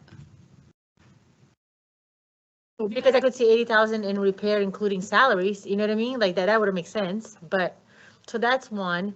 And then go up a little. $33,000 for security services. That's for the patrol that you guys asked for to go after dark to roam around the whole area. Okay, that's my point. That's soccer. Why did we put it under the soccer? Because the intent, my understanding, and I can shift it around, it's not the whole thing, it's a portion of it. Part of it also is going to the pool and part of it is going to all other parks We're and talking rec. about 33,000, so 33,000 is So soccer, right? I took roughly half We're saying half. because you had asked for them to be patrolling during events and things like that too, like during the soccer leagues are out there. So I assumed that the majority of their time was going to be taken up over here. And is then that the currently in which is place? half. no, this would This be is that future third state. party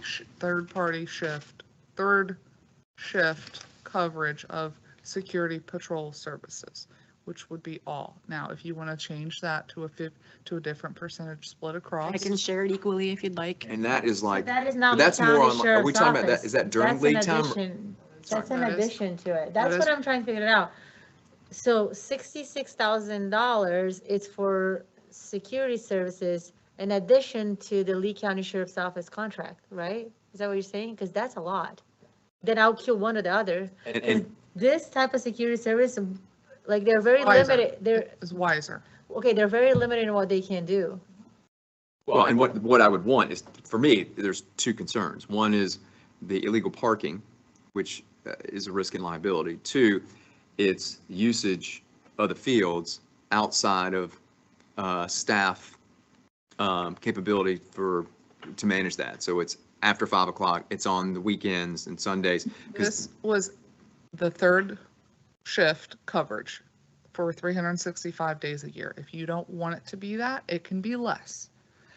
I mean, I'm just trying to understand it. again, the I'm- two things yeah. I think we need, if we can't manage them in-house, is the parking and the facilities being used by non-gateway residents, primarily on the weekends and after hours, because that creates damage and additional usage outside of what we budget and manage for. Does that have for field anything to do use. with security? So that's what I'm saying. What is security gonna do? They That can't would be- trespass anyone, so security is still gonna need the other half, which is you're not supposed to be here, get out. They're not gonna get out, then they have to call the county sheriff's office. By the time they get here, they'll be out, so nothing happens. Now, a good way, now we can offset, like my parking, if people park on the berm, I like to ticket them, Just- Tony. just, let's figure out a way we can rope that thing off, or put, When you leave here, just go take a look. oh, it's already ripped off? Not, okay, so that problem is already solved. Spikes and stuff we have out there. Oh, okay. And then the other is usage. And maybe Big that's just I where, noticed it today when we came in. maybe that's just where we have to let, I mean, I don't think sheriff's gonna get out of his car and check, you know. No. So that's a problem we're not gonna be able to solve right now. Here's what I would suggest. You're trying to cut right now for high water. And what? You're trying to cut for high water. Well, really, we're supposed to be talking about the fee Used to schedule. be high We're water, talking- it's we're low talking- water now. We're talking about the fee fees schedule. right We're now. talking about the fee schedule, and you're trying to cut costs to appease a rental rate that you're trying to meet in the middle and cover Fine costs. with the rental rate, what we have, 80, from 40 to 80 and 80, 100, from so 67 double. to 134. And So- then next year, Brad, nice about it, it will be another increase. It's not gonna stay flat. But that's what, And it's not gonna be small increase. neither. And I think that's enough of an increase for this year. And well, As long as there's no capital then. yeah, if I could, Yeah. it'll, No we'll have capital. to, Can, yeah, can afford it. No capital with that, none at all. But taking that number of 574, which is what everybody kind of agrees is the maintenance expense for the fields, I'll just call them fields. And because we're going to rent to whomever wants to use those.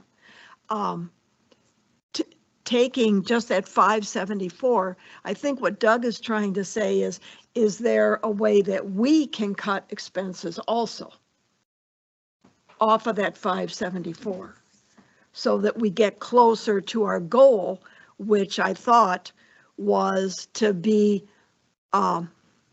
where our revenue either meets or exceeds our expenses. Our problem is what are you going to cut? That's the problem. There's nothing on there And that's, that's what I'm thinking, I don't think there's It's- nothing there you're gonna cut. you might get $30,000, I $40,000 think out of there, I but think that's I agree it. with Ed, no capital, like if for 80 and 130, no capital improvements this year. You have to do the But lights. But guys, have I to do think the lights. rather than us, I think staff should make a recommendation to us. So what is I'm your fine with- concern I'm fine the with- lights? I'm Is fine it with the delaying- additional lights or the repair lights? No, we need to change those lights out. Okay, so then- They are that bad. I'm Okay. fine with the parking So lot my if we want to question is, table that for a Is year, it the but lumens, is it that's too dark or is it? it's the- too dark. the- It is okay, so it's substantially additional. and significantly too dark. So Okay. as what I would suggest, and how you fund it is to be determined. That can either be through a 5-year bank loan, it can be through the bond, it could be through, there's a new proposal that I just received, kind of like what we do with FPL, lighting as a service, $6,500 a month rental service agreement with a lighting manufacturer that is turnkey for a 10-year contract. That is an option that is a service agreement. Tony is looking at me because this is. What's the dollar value of the We talked about it of the lighting component, only? It's about 800K. It depends if you want to purchase outright or if you want to do lighting as a service. But either way, the lighting is about $750,000, $750,000. Should be equal. And what's the life on that? 10 years? 15? Oh, 10. yeah, okay. The guy said we should be able to get 15 out of it. So that's 85,000. I'm working backwards, guys. Yeah, you are. That's 85, 5,000 a that's year. 85,000 a year plus interest. So throw in, make it 5%. 90, 92. What's the number of hours that the 134 an hour is based on? You know where I'm going? Yes, I know. so the $35 an hour is gonna need How to many, go up. any hours? An average over the last 3 years of 790 hours of a year. that- A That year. 200,000 or that 167,000 is based on how many hours of time, revenue to get that? The what? If I take the 167,000 that they're producing We right cover now, about 30,000. Lighting is lighting. how many About hours, and 30,000 you're a year. dividing by X, how many hours is that you're using is the basis? The 1,000, average, the 1,400? average hours of light usage is 787. 787. Yes. Okay, say 800. So 35. where were we at? We were at, $5 an hour. I'm sorry, $35 an hour. So that's 27,650. Let's just say $28,000 a year of revenue is generated for light usage. if we have, I can do the math. If our cost for the capital of the lighting is $90,000 a year, O&M for 10 years. Well, it could be if you do it as a service. I mean, Okay, and if you do that and you got 70, would you say 750? 787. 787, make it 800. Well, it's 112.50. 90,000 divided by 800. We need to 112.50. charge almost Huh? $100 an hour for 112.50. lights. If we wanted to cover the 112.50? cost at 100%. So we're saying that to cover our cost on lighting, if we throw that in the capital, 137 has to be added by 112.50 to go to 250. Otherwise, it's a freebie. I'm totally against it. You can't do this. We're avoiding the inevitable. They got to pay their share. It's that simple. We're going out and on a 10-year investment and doing this, and they can walk and hang us for 9 I years. honestly don't want to invest. I don't want anything any in capital. Because I just I don't don't trust know. them. I would say nothing that's permanent, but I see the next year or two, no capital until we figure it out. See how it Are we goes. gonna have a decrease on people using it? Are we gonna have an increase on people using it? Like, we don't know. Are either Tim gonna leave and Mark gonna leave and we'll get somebody else that's gonna have more usage, more money? We don't know. So I don't think, Does that include the parking lot, which could be a No, potential lighting. just the lighting? because the parking lot, you can generate the money with the $2 is not enough, but you generate some, and now that we That's it, but you cover can't use other- that methodology because if you're talking about revenue generating, the lights are revenue generating. We charge for that.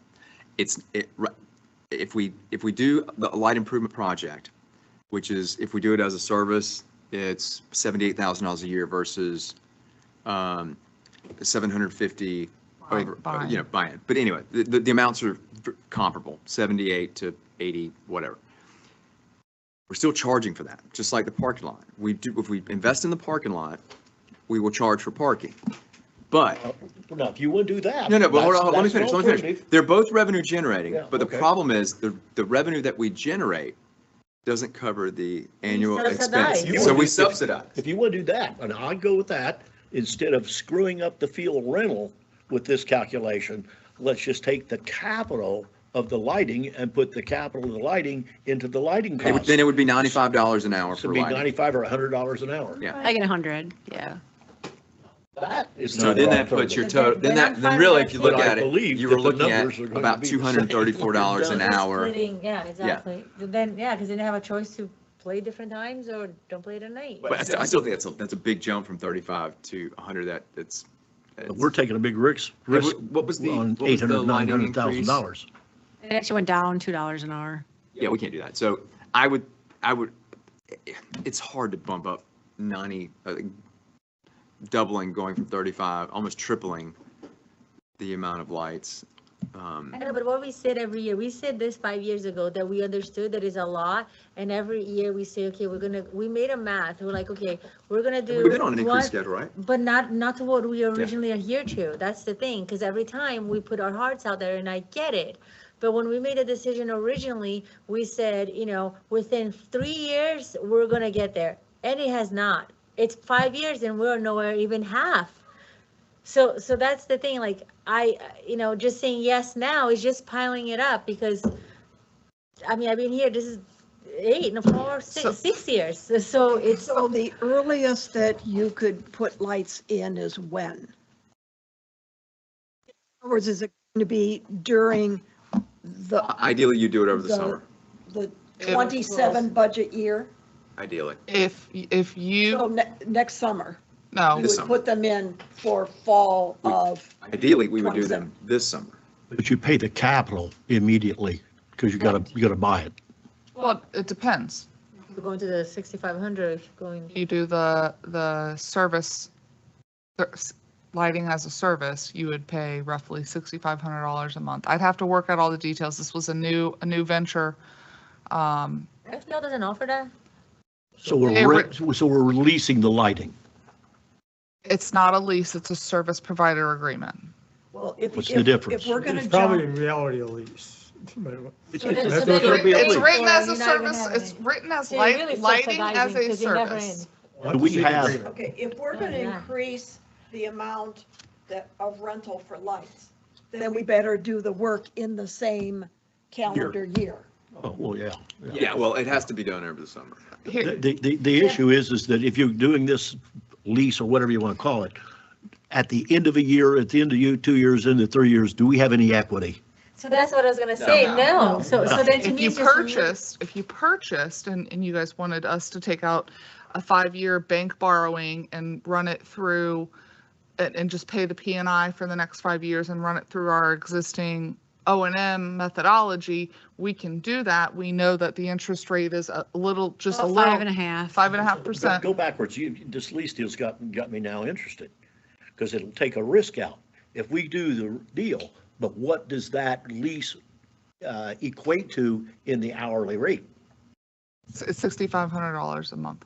Okay, 6,500 a How month. many are you using the So hourly? how you many said? hours is Uh, it that you're Laura I said dividing? it's, but that's the 786 hours is what it's been averaging. On a yearly basis, how many, 6,500 is, I don't multiply 6,500 times 12, 80,000. do I? Yes, you do.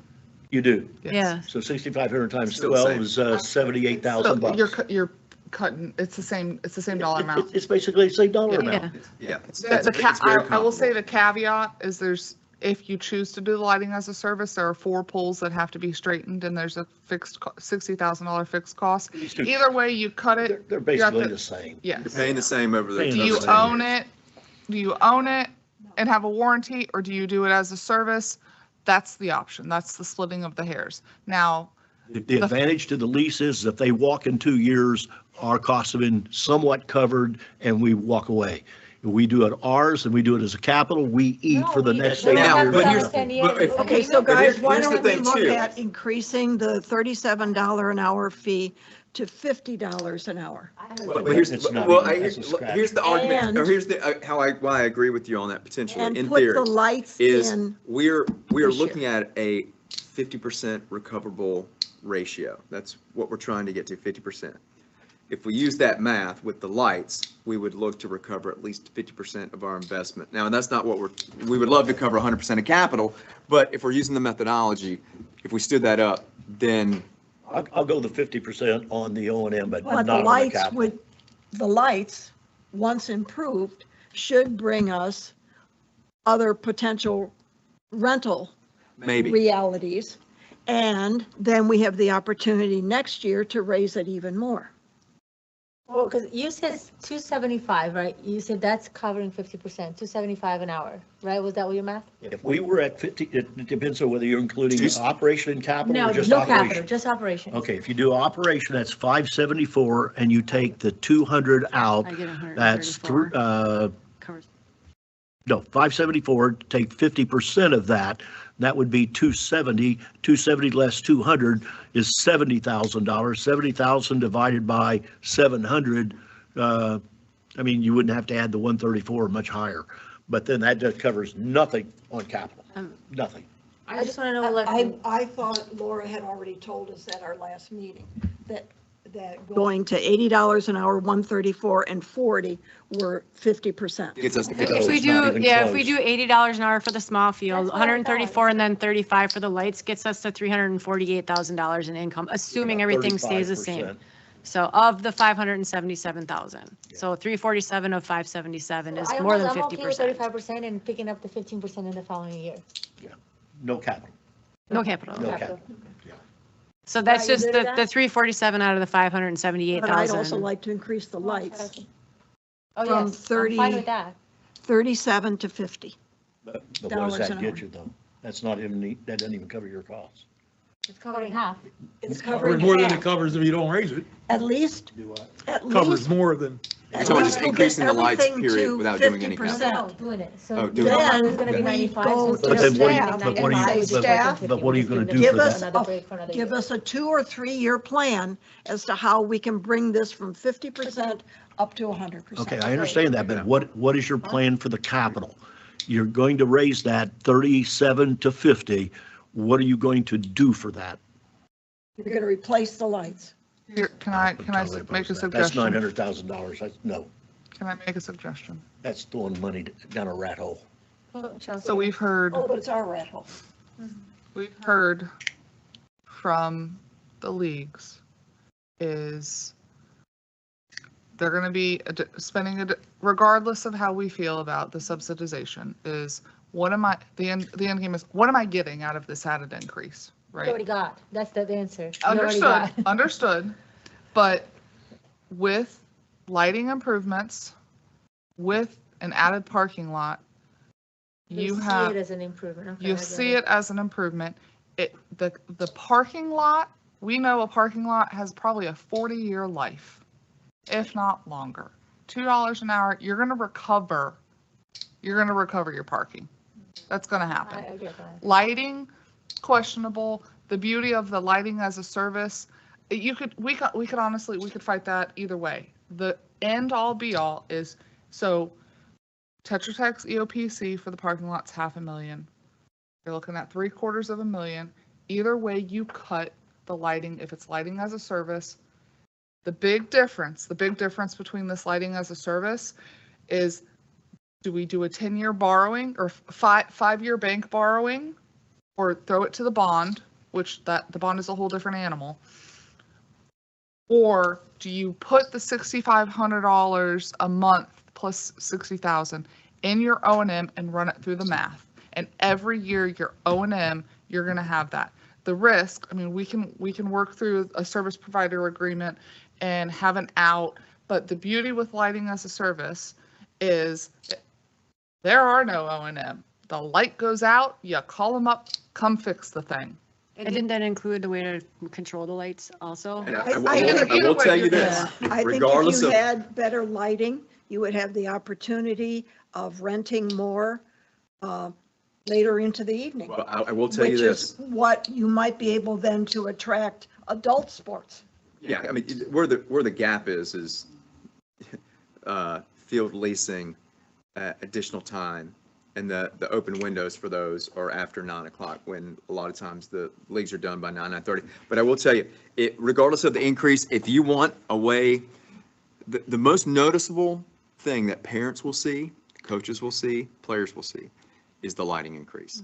If regardless of whatever the leagues are, would say we got to increase whatever, when a parent goes out there and they see the lighting difference, and it will be significant, that alone will probably justify or warrant any increases that we do, regardless. And I'm hoping that we could attract some adult And leagues 293. that would. Well, we need a program will rent person to at go and 9 promote o'clock, and 10 run those o'clock, leagues 11 and- o'clock 5 at years, night. And it's World Cup. I can go to Brazil because I fund it. I can get like a soccer team to come over here and play.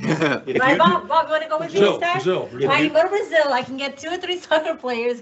if you I do volunteered to go with her I will go to Brazil. to if you do It's the fact lighting- finding. Close the door and we'll go. If you do the lighting on the lease to avoid the long-term risk, and your number of 6,500 is correct, that's 78,000 a year.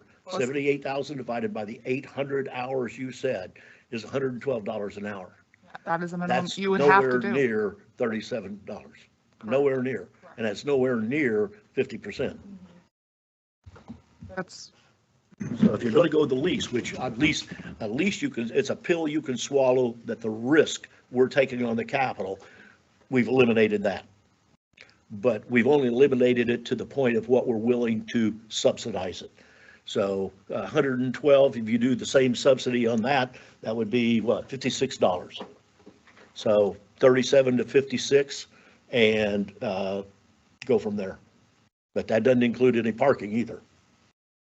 I mean, So, anytime Laura- you go, all we're doing, we're just going in circles, trying to come up revenue that doesn't exist. trying to set a fee for future is what you're doing. So Laura ran the numbers on an amortization schedule for 1.25 million for, that would be the parking lot and the lights. It's $294,000 for a 5-year, 5% bank loan, 5.5. 5.5% bank loan, which we know So P9, 294? P&I would be 294,000. 294 per year for 5 years. 5 years. So the total interest is 214,000. 294,000 divided by 800 hours. That's for parking lot too. It's parking lot and lights.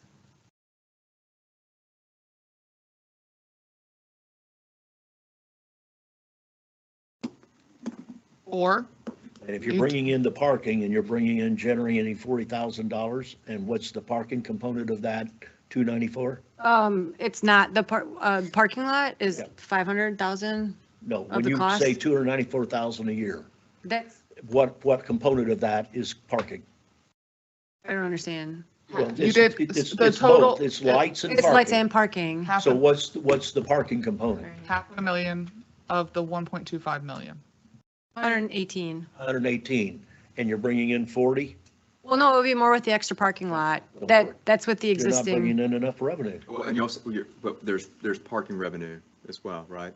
that is That would- 40,000 was what they're predicting for the lots, the way that Did they, you calculate that? Did today. you add that into? I did. Okay. You can't add that twice because you're already using that to offset to what they're paying now. Well, you would have the We're double added, dipping it. you would add the added parking lot, the number of spaces. Which is not in that number. So the $40,000 a year for parking is based on our existing parking lots and parking Yes. availability. So A third. Put in a third. the 118 You figure another additional, 50, how much 52. revenue is going to be generated by it alone? For the what? The parking lot? Yeah, you you said Yep. 118,000 is Yep. the cost per year for the parking For 5 years. for 5 years. What is the revenue where's How the many revenue spaces? stream to pay for that at? The parking itself would only bring in about 112, but we could adjust for it in the rates for the 112 fields. per year, $112,000 per year. Yes, Is- $117,000 a year for just the parking lot. No, I think we're asking about the new one, the one that doesn't exist yet, right? That's what you're asking. Yes. How many additional much spaces, additional? how many additional revenue? It's 3 times what we're Take bringing in take a right now. third of they're projecting, what, 40,000. Probably another 1,000. 20K. Yes. At the best, yeah. I would say that's optimistic, yeah. So of the 117,000, about 20,000 of it would get offset by parking. The alternative is you could just choose to borrow for the lights I mean, you could borrow a 5-year bank loan for the service provider agreement for the lights. What is useful life for lights? 10, you could probably, 10 years is safe. You could probably do it How old are longer. those? 30 years. We did 30. Gee, 25.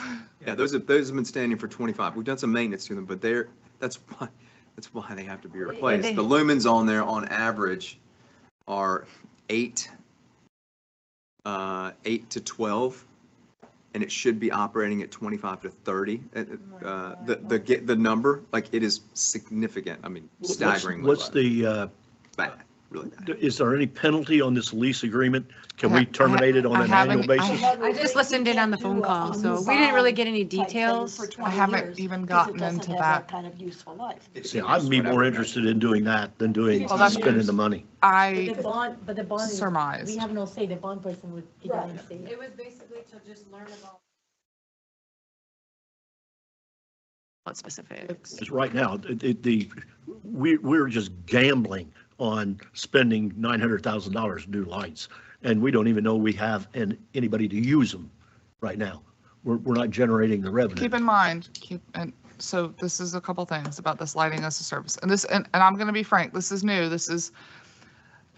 You asked about FPL. FPL and this company they were going down this joint venture. I think they're kind of doing this on their own accord now without going through FPL. And I just got this quote literally at 5 PM last night from them. So I've got to do some comps on So it. do they bring in lighting then and Cooper. essentially lease lighting?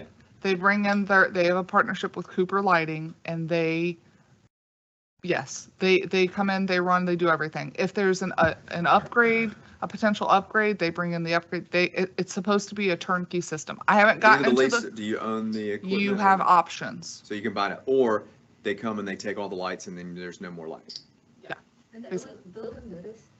Okay, but Because, I mean, all guys, we need is, we are on the fee schedule. I know. Well, anyway, we're trying to figure out how to make this thing work. And I understand that, but she doesn't have enough information right now at this moment in time to give you that. So let's get back to the fee schedule. We've already done the I'd like to replacement. increase the $37 to $50 an hour. Fine with that. I'll second, third it, whatever. Okay, so just write it down for Laura. Do you need a motion or you just direction? No, because this is just a discussion. Okay, so just and go ahead. No, we have a motion on the table. Okay, so we have a motion, we have a And second by then Bob. when All- we're done, we will add an amendment to it. Okay, so we have a motion by Carol to raise from 35? Seven. 37 to To 50, second by Bob. Any more discussion? No, I'll call for a vote. All in favor, say aye. Aye. Opposed? Aye.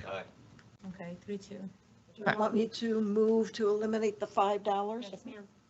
I will also move to eliminate the $5. What was it called? It's second. not on the That screen line up right there. now.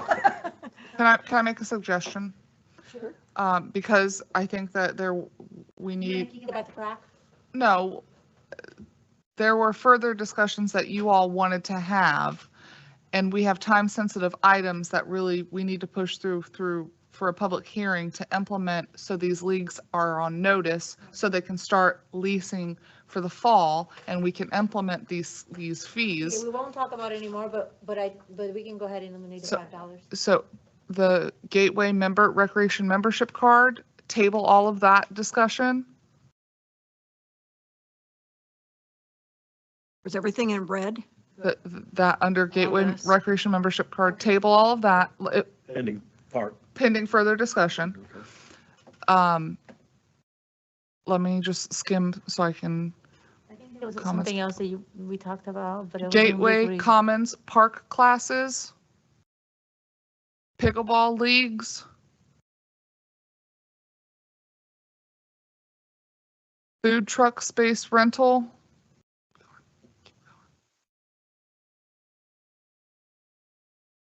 Hold on. Nothing under food, I know. truck space. What is storage rental? Rent the storage rooms.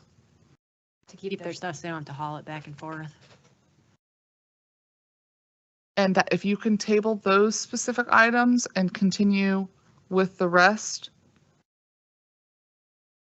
So I'll recap, go up. The Gateway Recreation membership card, the Gateway Commons Park classes. I like those as we go. Don't you have access? So It's we a know PDF, I can't. Yes, you can. We can just. Oh, highlight well, what's being I can tabled. do this, but it's gonna change as soon as I go to something else.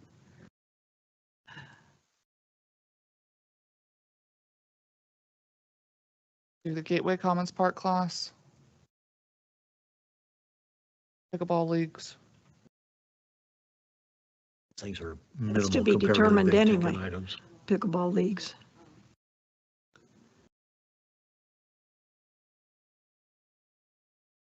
And there's nothing under food truck space rental anyway. It's just got a question Do mark. that.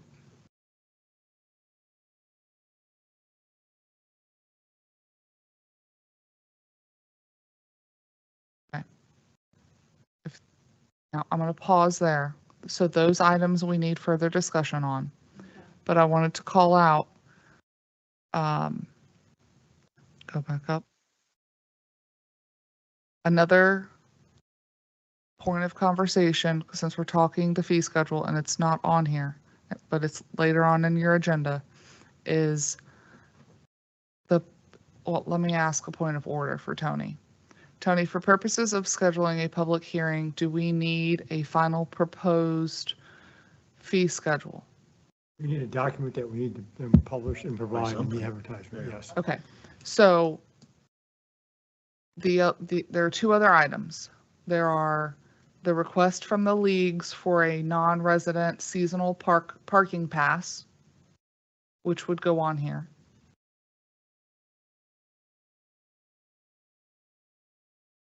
For revenue again. Yeah, I'm opposed to that. Okay, and And what's the other one? the other item is for the dog park pass holders. Do they get parking as part of their dog pass?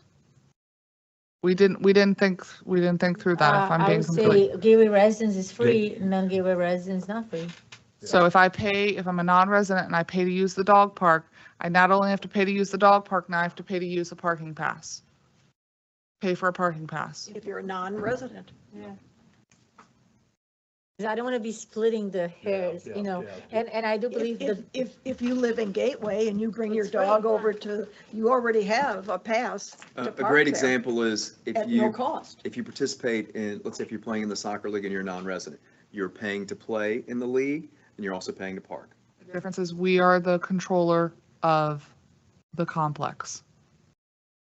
we're the ones issuing, we're up for the dog park, we're the ones managing the dog park, so it's almost, Non-residents get the benefit, And they- non-residents do not. well, residents and non-residents pay for the dog park. Both pay for the dog park. Both Non-residents, residents and non-residents pay to play in leagues, regardless of who's the operating entity, the principle is still the same. You pay for the use or the privilege of being in the league or the amenity that you're using. Parking for non-residents is separate. If you're a resident, you don't pay for that because it's the benefit of being a resident. But if you're a non-resident, you still have to pay. I don't see a problem with that. Start splitting hairs if you're saying, well, we're the operating entity. So It doesn't matter. if you're a non-resident and you bring your dog over here, yes, you got to pay for parking. Same thing, let's say future state. If I'm using the pickleball, let's say we're charging for parking in all of our areas. If I go to play pickleball, if I'm a resident, I don't pay to play pickleball, I don't pay to park. If I'm a guest, I pay for my pass to play pickleball, and I will also pay to park. I think that would be the same. It's consistent. That would be consistent. okay. This is just something that came up with No, staff that we were thinking. Devil's in the for- details. We're gonna run into Yeah. these I- scenarios. So my resident dog park pass gets me, my dog access to the park, but I have to pay to park as well. Two different operating entities, two different maintenance schedules, Yes. I think that's the only way that we can do it in order to be consistent across all facilities. Okay, Okay, next. I move to table the highlighted items. Can we get more data? Yes. I agree. Second. I'll call for a vote. All in favor, say aye. Aye. Aye. Opposed? Can you just explain to me the field rental for rent the field as a non-resident for a birthday party? Or maybe I just want to, have a drop-in game or something. That's what we're saying. We're charging $100 an hour for a non-resident to rent a field for unorganized or non-league play. Is that what you're saying? An organized event. So if Yeah. I just want to do a pickup and I want to go out there and I want to rent the field for an hour, That should not be cheaper than the league cost. Yeah. Matter of fact, there should be a premium on that for non-gateway residents, because there's nothing that's going to stop people from saying, I need a permit. I'll pay $100 every Wednesday from 6 to 7 Well, that becomes and organized. run a, drop-in league. well, then I think you're- that has to be, I think that should be $200. I don't know that we've ever had that, but it has it's come up as, if I have a birthday party that they want to rent the pavilion, but they also want to use the field space, then Well, that's different. I think that's a different fee. If you're having an event and you're renting the pavilion, you can rent one of the fields, let's say for $100. But if I don't have the pavilion, or if it's not an event, then I think $100 that cannot be less agree. than our leagues. okay, so then we can just eliminate that and just say non-field rental, period. At least it should be 150. Field Field rental, rental other than an organized league. I agree. just don't even worry about organized, unorganized. It's Well, it field doesn't matter. The rental, cost is the cost. field rental. Yeah, field rental. So we can remove that I mean, item. if you go to Sky Zone, you're going to pay $300, $400 to use their facility. So But it's really non-league field rental. non-league. Because you have league rental rates. So the next grouping is non-league field rental. With the 150. Is that I mean, I'm just looking at the schedule. the verbiage here is the difference between unorganized versus league. Yes, that's what I'm saying. So it'd be non-league rental would be the next four. I would simplify it and just keep your field rental is your field rental, period. It's your call, it is what it is. So And whether it's delete- league or non-league, you're paying the same hourly rate. Yep. Make it easier. Mm-hmm. Okay. They I don't thought you were have- gonna I think have our a league should get a little bit of a discount versus someone just coming in off the street looking to rent the field, but that's, you know. I mean, it doesn't happen a whole lot anyway, but, I mean, we should be promoting that. So if you get 20 people that show up on the field, we can say you have to have a permit. Should that be the same cost as the leagues who lease in bulk? Should be getting a discount? I think it should be More. It should be more, it should be at least 150. I'm okay with 150. I would even go, I mean, for non-residents, I would even say $200, but I'd go for 150 that. at a minimum, 150 at a minimum. Wants to change Can I it? make a motion to amend it? So you take the 50 to, instead of to 100 to 200? I would say take it from either 150 or 200 for non-league. I think you go to 200. Non-gateway residents, Non-gateway unorganized. residents, unorganized. Yeah, unorganized, non-league. So I make a motion that we change the rate for the field rental for non-gateway residents, unorganized, non-league to, from 100 an hour to 200 an hour. With a second. But I don't think you need a 2-hour minimum on that. I agree, because they most likely only do it for an hour. Want to be for the rich. You're saying if it's a 2-hour minimum, then it would be These are not $100 per residents. hour. $400. These are non. The 2-hour minimum is, you know, that play for an hour, they're gonna be there for. Two. They're gonna be They're there. hanging around, getting early. Yeah, I mean, Yeah, they're early practice, so that's what- It's like So 2 you're hours. getting $100 an hour back to $100, so I guess I see it. I mean, I see that's the why I same. would say, Getting look, I half would to say begin with. 200, and they're probably, if they go over, at least you're recouping your costs. I don't, So you want to remove, so was it to remove the 2-hour minimum on that? Because then as soon as you remove that 2-hour minimum, the rest is going to say that You just got here. they want it too. Remove the 2-hour minimum on the rest. well, I don't think you need a minimum for residents. a No, you 2-hour need for the minimum. leagues. Yeah, well, the leagues are going to have more than 2 hours. So you're changing 50 to 200. Yeah, I mean, if I was really splitting hairs, I would say it's 200 for the first hour, and, well, No, you can't do that, because if you. Just do I'll the read 4 200. hours. 200, Just yeah. 200 an hour, that's what it is. So we $400 have a minimum. motion The and 2 a hour- second No. to Yep. increase from We read that. I $50. think, Doug already made a motion and but the motion is, Bob and that would be the seconded. hourly rate, and I don't think you need a 2-hour minimum on that. Just if I could, when we did our research before we did Facilitron, the majority, well, actually, I think all of the facilities that I looked at, they have 3-hour minimums for rentals. For anything. So we're even at our 2-hour minimum, we have Okay, a I'm lower fine with that. minimum Then hourly keep the 2-hour rental. minimum in, and it'll cost $400 for you to rent the fields. You have to rent them for So a we have a minimum of 2 motion hours. by Doug to, yes, Tony? Tony? It'll be $600.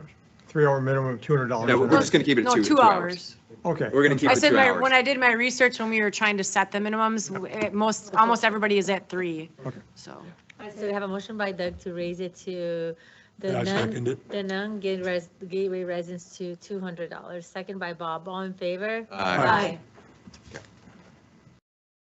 Or we're leaving the gateway at 50. Moving on. Moving 40. on, we're moving on. Okay. Now, And lightning before- speed. Before, I think now you need a entire thing as amended by the motions in between. Okay, so In the motion would be to approve it for purposes of setting a public hearing. You're not adopting it tonight. You're approving this for Yeah, we- purposes of using it to set the public hearing. what date did we select? Did we say June 4th or not? June You wanna 4th, do the it next one? meeting. Yeah. June 18th? If it gets pushed tomorrow, is that sufficient timing? Make the notice in the paper? Yeah. That's up to, we need minimum 10 days. That fits it I'm then. sorry. That'll get us within 10 days. If you can get it in tomorrow with the weekend coming up. Yeah, true, They short-staff themselves a lot. Oh, holiday too. true. Okay, You know. Tony, what is the motion? Motion would be to approve for advertising and setting a public hearing, the rate schedule and fee schedule as submitted and revised. Setting That's what I said. Thank you. Are you okay with that? a public hearing for? Well, and what date? That's the question. What date do you want to have and what time? The second meeting in June then. No, it'll be the 1st, the 4th.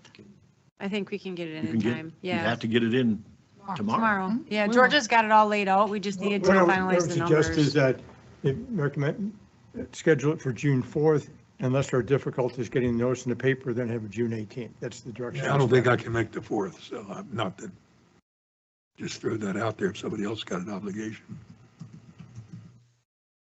That's your motion? It's my motion. I'll second But it. you have the latitude, Chelsea, in case. So we have a motion, but whatever Tony says, Carol said, bye, Ed. And all in favor, say aye. Aye. Aye. Be a quiz at the end of the meeting, you gotta read it back. Y'all want to talk budget Yes. now? Do you want this? Yes. That's the part of the budget that, to me, was the budget. Yeah, that's not- That's the issue of what we've been talking about. Could we go to the, The rest of the stuff and then budget at the end? no, that first chart Oh. where it's got the percent of changes and all Yeah. the total figures and that last percent 31. change. That one. I'm working on it. I had to get to the page first. I would like to add to the 002 account $150,000 to be put in reserves. And my two concerns are, first of all, this year, we are scheduled to do the repaving of Pelican Preserve Boulevard from tree line to the four-way stop. It's the major street with the most wear and tear on it that's where more traffic comes through than on any other part. Go to the next one. That helps what And she needs. that is, the bids are coming in next week. Here's what you want to look at. So you want to add 150,000 to Wait. reserve to one of these silos. It would go under admin It for would- Pelican. yes, There, For Pelican Pelican, it would be admin, yes. Pelican It would be admin. Pelican In other admin. words, we're gonna wipe out the big reduction. We don't want it to be a minus 8%. We'd much rather have it closer to 0. Correct. Absolutely. And it would only be assessed to Pelican, the 150,000. Correct. And on top of that, PPAC has started to discuss. They are nowhere near anything but a new entrance design, which will not happen this next year, probably the year after. We'll need the But so that we would have some money to start putting aside for it. It's probably going to be one of those projects where we're going to have to put some money aside this year, some money aside the next year, and maybe in the third year, we'll actually do it, type thing. Yeah, if we don't sell the parcels. Which, And because You are good. where are you putting that 150 is what I'm trying to get to. Doug likes this. It'll go under this. I mean, that, single family or multifamily or? It'll get spread. Goes in the It'll total. get spread, yeah. So what, the result of adding that $150,000 is it I takes, forgot Ed, you give it to him. I'll wait for you guys to stop crinkling. also, It takes the single family up to 3%. So instead of a minus 2.3.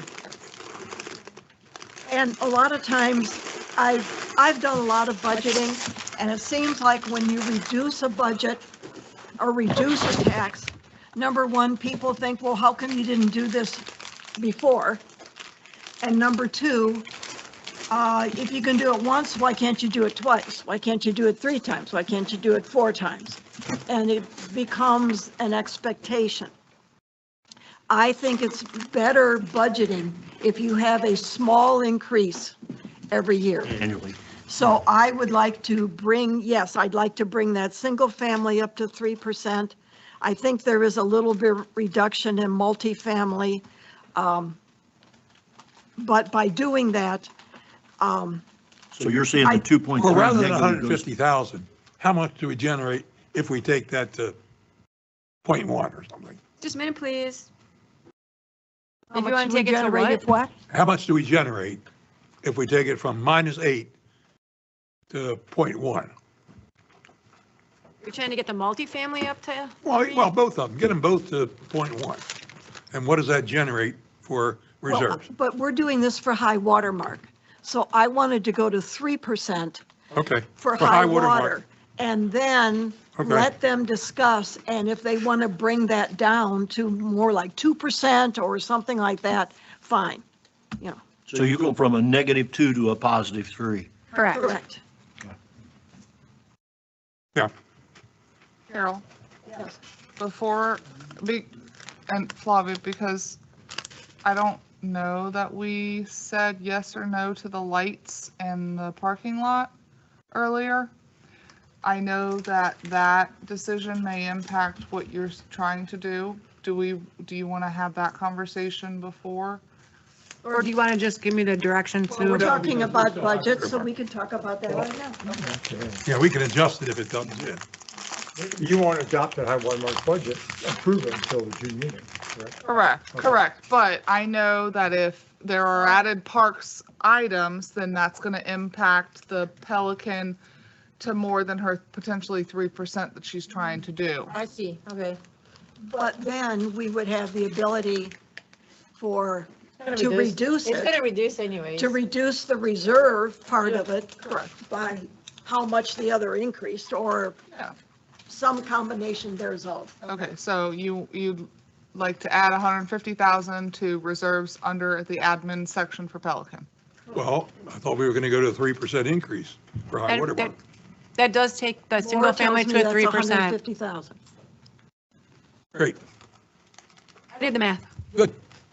Okay, 150 will take it to 3%. Correct, for single For family. single family. Yes. It'll take it to, Exactly 3%, actually. I messed around with the numbers and exactly 3%. what will it do to multifamily? I have that, just a second. Probably going to stay negative still. It will still be negative, yes. Well, we don't want them to be negative, but whatever, okay. It actually, let me see, oh, where'd my sheet go?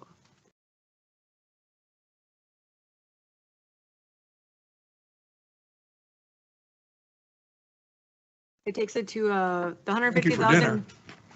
150,000. It's 3.1% for single family and negative 2.8 for multifamily, so I'm good. it raises about 5%, Pistachios. 6%.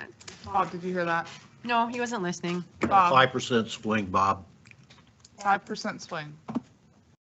so it takes it from a minus Minus 8 to minus 8.7 3? Minus To 2.8, yeah. to. Okay, starting point. Depends on the 15 before. But as Chelsea said, that doesn't include any adjustments that you would make to the Parks and Rec budget, which will have, because your share is so small, it honestly won't have it shouldn't have a large effect on the Our overall. chair is so small. Your share is small. I don't think so. Your proportionate share. Yes. Your contribution. I think it's outrageous, but Taking the snacks away, guys. Okay. So I would like to make that motion. Okay, so we have a motion on the floor. Second. Add $150,000 to the Pelican Reserve. To make it a 3%. Allocation. Okay, so 150, a second by Bob, all in favor? Aye. Done. Where would you, Flavia, you want to have? Every time I turn around to get her something, she calls me. What is it? Where would you like to go from here with the budget I'm gonna give discussion? it to Carol. You Yeah, I was talking, I didn't. What? want cookies? Oh, no, I'm gonna go for the cookies. Oh, okay. And everything else. Okay. The rest of the budget was, I think I'm gonna have one of my kids sell hot dogs at the next meeting. Okay. Was so, it? Question. It's salty. If we did, I'm gonna get my Lights. pistachios. Yes, you're making me hungry. if we did lights and a parking lot, which is what Doug was talking about, how does that change Parks and Rec? Depends on how you want to fund it. Exactly. If you want to fund it through a 5-year bank loan that we do a P&I on 5.25%, and run it through O&M, we have that number.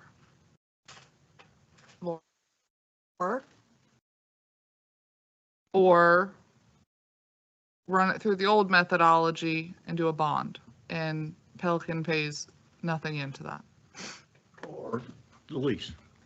Or the lease for the lights. The parking lot is still, the parking lot, I didn't include that, but I would assume you guys, Release the parking lot? we could after it's built, we could. Can you run lights through the bond since they only have a 10-year life? Yes. You would just pay your P&I would be over a 20-year span. The bond borrowing is set on a 20-year borrowing, no matter what, no matter. the lifespan? No, Oh, okay. it's a 20-year. So whatever you put into a new bond borrowing, if it's point repairs, if it's repairs on the stormwater system, if it's Parks and Rec stuff, you're going to be paying on whatever borrowings you're doing for 20 years.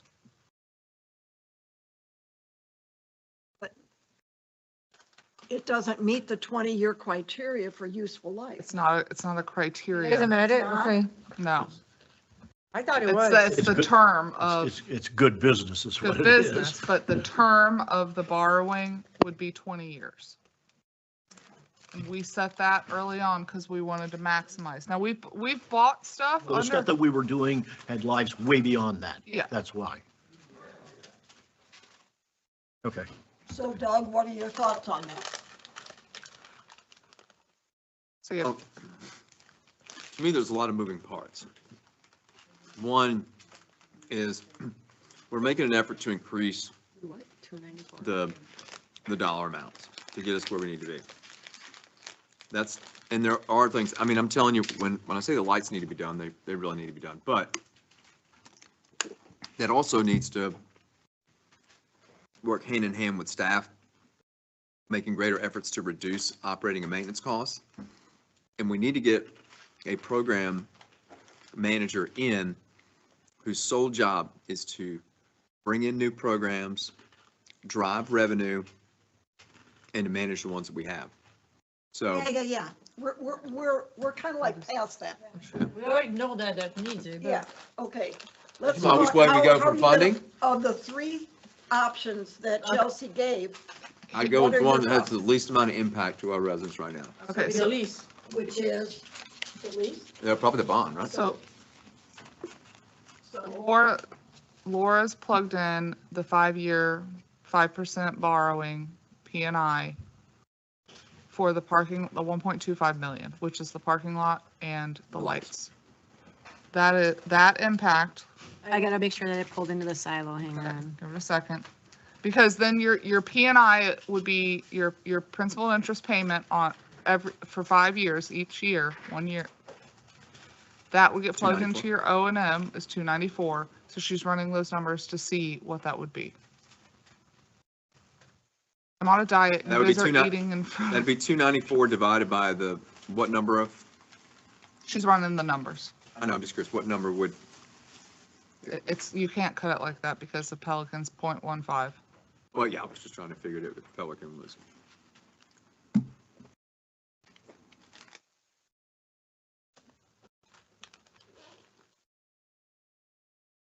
It's like, you open that first bag of chip, leads to the second bag. $294 a year. and then, like, It's the equivalent's about 5,300, including Pelican at 0.15. So just divide the number. 294, Really not hungry for dinner. I'm fine, thank you. No, we didn't offer him to eat it I first. got my nuts.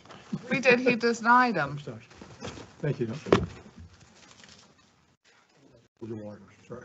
Yeah, you did some of the water. $56 roughly. House. $56 per house per year in the budget. This is not on my diet. So far, Ed is the only one that's being really good. He only had one. All of us had two. I had 0 because that is not on my diet. good for you. Yeah, we'll eat it More for for you. you, more for you, please, You enjoy didn't them. eat lunch though, did you? I did. I made lunch. It was horrible, guys. I'm not gonna lie. Tim had 2 bites and he kept looking at me and said, "You can throw it out if you want." Okay, so Flavia, It's on while SharePoint, she's so running the it numbers, sucks. what are your thoughts? Of the three options, To me, I would go with the least, just for the reason that we can pull it out? And it won't, like, what if nobody rents the fields and the lights? That's what I was thinking. But then you also said 10 years, so that's the part that I needed clarification. It's $6,800 a month, $6,500 a month, so $78,000 a year, but on a 10-year lease. So we're going from $780,000 that we don't own to $900,000 that we own. So then I'll take the 900,000. So that's the only thing that, Ed, what of the three things, what do you? The risk is the payment. If they skip on us in 2 years, we eat it for 8 years. So the lease, looks like to me, it offers us the opportunity of an out if it doesn't work. I have not negotiated any type of contractual stuff. Again, this is all fresh, but keep in mind, so can you have something by June 4th? Yeah, just find out from them what the deal. The big thing is there a penalty or early penalty for withdrawal? In other words, do you have to commit to 2 years, 3 years, or is it year by year period? I'm pretty sure it's a 10-year term.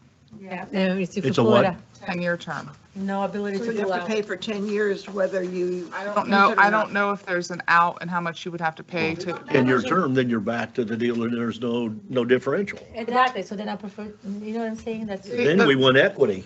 and so that's what I'm Yeah. saying. If it's 10 years We're and gonna have the I'm answer. gonna get nothing, then I'm not gonna go for that. If it's, There would be zero maintenance for us. A light goes out, we'd call, whereas if we owned them, we'd look at the caveats, the asterisks of the warranty. That's minimal on a new We have facility Bill. for 10 years. we have Bill.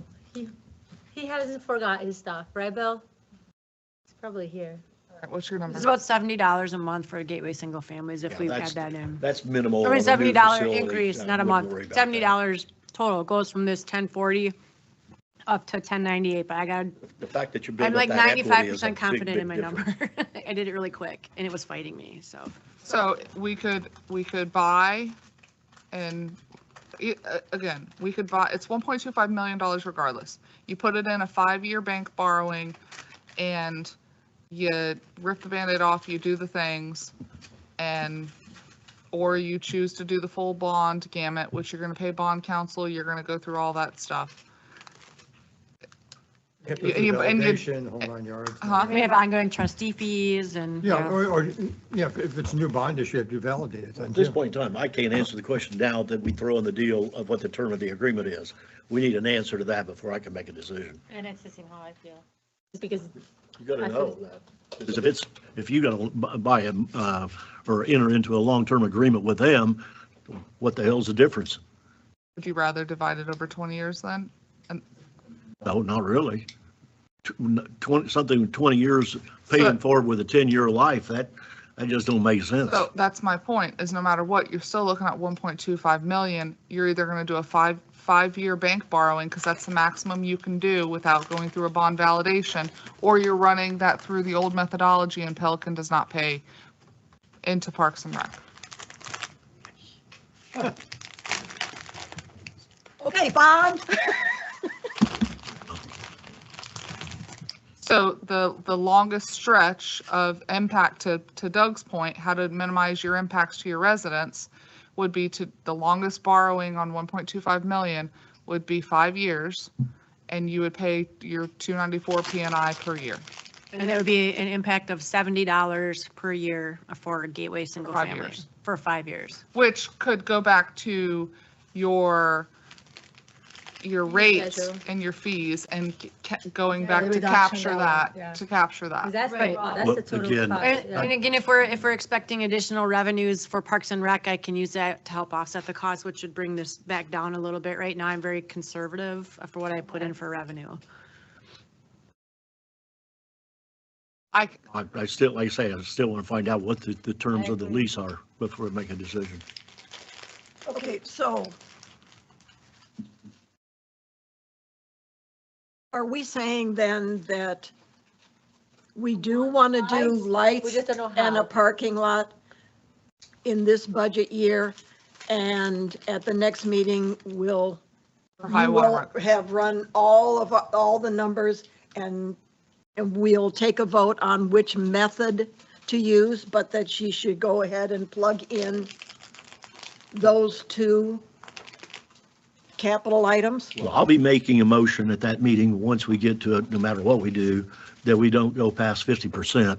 So if that means raising the 137 on the schedule to 187 or $200, that'll be the motion. I'm not going to sit here and just throw money away. We committed to 75%. We're backing off to 50%, and I'm not backing off any further than that. No way. This is getting out of hand.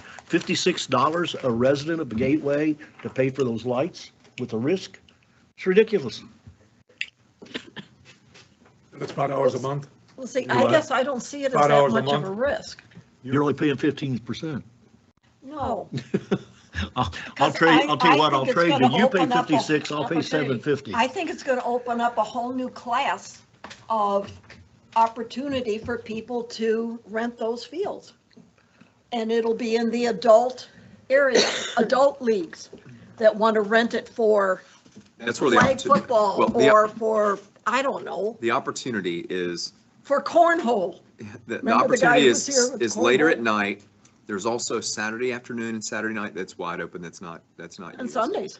And Sundays are leveraged. What time for the adults? He's usually out before it gets dark or right around the time, like noon to 4 or 5, Noon- something I noon to think four. like So that. he's doing yeah. 4 hours all fields? 5s, yeah, I don't remember. It's been a little bit since Yeah, I yeah. looked at So it. there are opportunities, but the biggest one is later at night with the adult leagues. Right. That's Well, where if if you you're spending the go, money for you go to the Collier lights, you want to County, use the lights. Yeah. those fields they're used until almost 12 o'clock at night. Well, at night, it's a lot cooler too. I mean, Right. it's And prime that's when the time. ad- You No, have but that's the when the lights adults can get on because they Right. get on after the kids. After work, right. And the adults don't want to sweat that much. Madam I Chair? see, we put it in, and we can always pull it out if it doesn't make sense, because It's high water. Madam Chair, just one thing. Chelsea, I know you talked about maybe a 5-year term.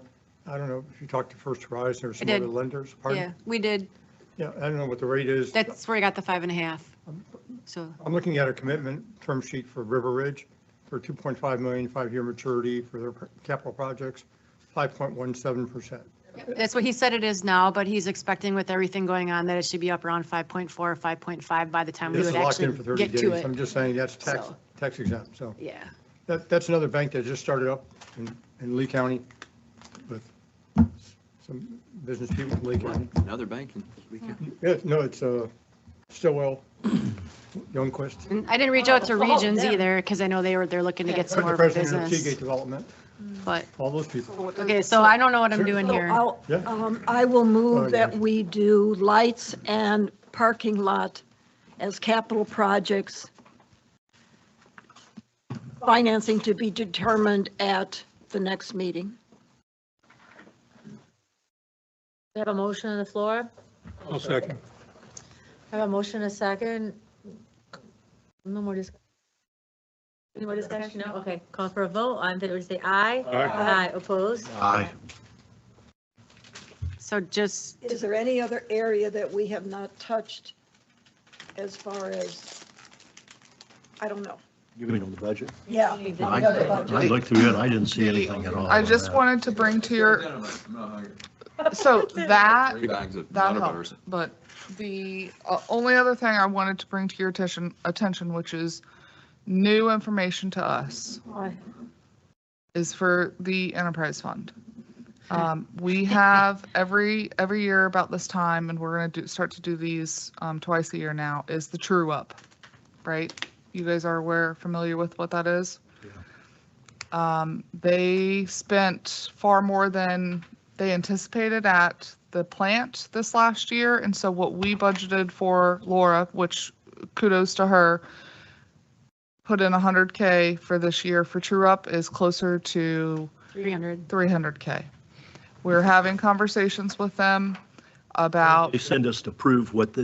they are. it they started have. at 380 and we got it down. They've so- tried before to throw in costs that we should not be Yep. Or- participating in. So we're going through that. We had the call with them this week. We have a follow-up call with them next week to try to reduce that. But I explained to them that we cannot every year increase, for the last 5 years, they've increased their operation and maintenance budget $200,000 at that plant. We cannot continue to afford a $200,000 increase every year for the next 5 years, on top of their 8% increases that they're doing every year, on top of so on. This cost is solely treatment related. Correct. That is And it's what they have operating or said. capital? That it is. It's both. Both. Yes. The majority of the cost is You have operating. the original 380 and then you have the 300 now. So it's But they started at 376 and they got it down to like 266. They gave us, the original calculations didn't account for the FGUA connection. So we did get a $110,000 credit back on there, but they're going back through double checking usage because, Send us a deal I was of gonna what say, the What they have- costs are. yeah. I want to read it. I So, want to say send it to, I'm okay with it. Send it to Ed. well, I haven't even had the chance to review it. Neither I'd be have I. happy to send it to you. I'm just letting you know that that was a surprise that we did not anticipate as part of this conversation. So that number in our proposed budget for next year is going to go up But because that's of an these. enterprise but that won't affect calculation. It the is. assessments. Correct. But It is Water, sewer, it's sewer. Okay, so it doesn't It's- impact irrigation at all? Our correct. irrigation rates? Correct. So it's part of a budget discussion. It doesn't necessarily $600, touch your assessments, but it is a budget discussion that I wanted to bring to your attention. That was a surprise. So we're working through it. We'll get you the details as we work through it further. They're pushing back with the city of Fort Myers, just like we're pushing back with them. So everybody's pushing each other. We're all throwing elbows. What do you mean they're pushing back with the They city of have, Fort they Myers? have a similar They got a situation surprise as well with their true up. between them and the county and the city. So they're in the same boat that we are with the city, What's the city got to do with this wastewater plant? not us. The On other county, issues. the county and the city have a similar setup that we have with the county. On another facility? Yeah, so they're dealing with it. They're on the receiving end, just like we're on the receiving end, so they get it. They're willing to work with us. They're very flexible, but Who's involved down there on this? Is that same gal down there still? Vicki? no, she retired. They haven't, they have, Utility department? They're hanging out, yeah. they have Tony? 80 bucks. Pam, Do what? Pam Keys retired. Yeah. She retired. They have an interim director who's been serving as the interim and just continued to extend. And they're following the terms and the conditions of the agreement? So far. Because there's it's some not- formulas in there that they There have to is, go and that's through. what we're doing. We're Okay. going through, but I just don't trust them. Let's look at it. But if it's wastewater treatment plant, that's a different deal, because if it gets into the collection system, then we may or may not have dog in that fight, but Yeah. we do have Yeah. over there. We got a So- responsibility. from a holistic approach for this budget, this is a very lean budget that we are presenting to you, considering, 4% increases on some staffing costs. We've got 10% increases on FPL. So bringing this and showing this to you as it sits today, it's lean. Well, we know the O&M is not going to change much. You can't trim it because if we could, we would have trimmed it last year. You know what I mean? Like, so that's the cost and the increase is the increase. Are you saying we need to increase the enterprise fund by $200,000? We are For high water mark? The enterprise It'd isn't be a going rates to- and The charges enterprise issue. gets paid for through your water bill. Yeah. Well, that's a different animal because it's not an assessment. Right. It's not an assessment, it's different. So it'd It's be like- water bills. There's going to be an increase, but it's going to be. That's the cost that just goes on the bill. It still needs to go into the I budget. understand, but for budgeting, Yes. you used the Yes. $100,000 Yes. figure. So for. For your high water market, it's going to be you're gonna considerably have to higher. Increase it to Yes. 300,000. Probably for the 4. high I'd water probably, mark. yeah, 3. So we will adjust the budget accordingly. But, so you will see a difference on the next version in the enterprise fund to account for that. But it won't affect these tables. So is there any other area that we have not, that you need some sort of direction on from us? I think the only thing that I don't know, and The 150K with the lights in the parking lot, I have nothing to plug in. So I can't show you a table at the next meeting with what the impact of the parking lot and the lights are going to be until you decide how you want to finance them. As soon as you decide how you want to finance them, I can plug that number in and show you what the effect will be. But until there's too many variables, I mean, it's a huge swing depending on what you want to do. So just letting you know ahead of time, I'm leaving all of that as is. So the Parks and Rec assessment will change or not, depending on what you decide to do at the meeting in 2 weeks. I don't want to just plug something in until you decide how you want to When's finance. the high water marks Can you give meeting? us three options? June 15th. Next Not Next the next meeting, but the one no, after. next meeting. So then there's going to be a lot of changes going to have to be made at that, or made, a lot of decisions made at that next meeting. I think that's the biggest one, The yeah. intent, the goal would be to have those now. This is to me the last outstanding item for high water. Correct. Yeah, probably ought to agree. Because I got Method your, of finance. I have your capital, I know that true up is gonna have to go up, which doesn't affect these tables. It's if you want to do the capital and how you want to finance it and how much you want to do. So I know what to calculate for P&I if we're gonna finance. The financing, it's the only question for the financing. Old methodology, new methodology. That's really what it amounts to. Okay. So, or do the project or don't do the project, really. I mean, you've just voted to do the projects, so if you run it through current, you're doing a 5-year bank borrowing to keep your cost the lowest you can go. We'll run the numbers that way. You go to page 28 and that tells it all right there. Look across Gateway Single Family 3984 and look at the silos. People look at that and that thing stands out like a freaking sore thumb. What stands out, Ed? The cost. The cost. $1,194,000 of our budget is for Parks and Rec, $373,000. The combination of roads and water are not even equal, or just equal to, I take it back, it's 1.5. Yeah, the cost of Parks and Rec is almost 4 or 5 times the value of water management and a little bit less than the roadway. Well, but look It's what we just have for that road. I dog mean, just isn't gonna hunt. Those prices are crazy. If it were a shared deal and used, that'd be one thing. But when you have 30, 40, 50% of the community that don't use it, that is, I mean, that's just going to stand out. We got 100% of our community that don't use it. Do what? I said, I know what you mean. We have 100% that don't use it. Right. So I share your pain.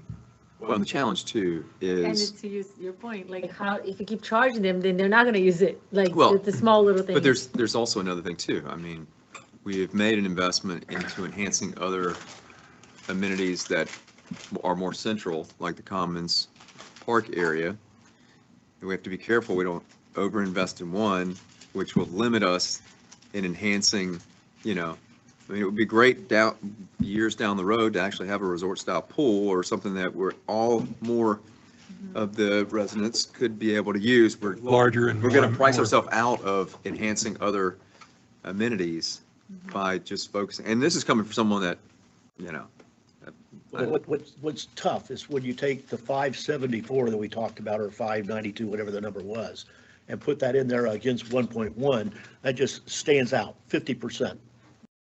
You got the tail wagging the dog. That's the well, problem. and one of the things this is what I tried to point out when Tim and Mark were here, when it's increasing, it's what percentage of what they pay us is a part of their total registration fees. When I do the math, it was like 40%, 35, 40%. That's. Less profit and keep paying the same. They want us to It's give the. $200 for someone to play flag these days. So I just want to, sorry, can you go to the capital sheet, Laura?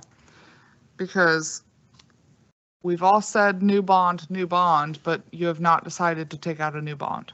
So as of right now, The projects that are allocated as new bond are unfunded capital projects. I didn't put the capital,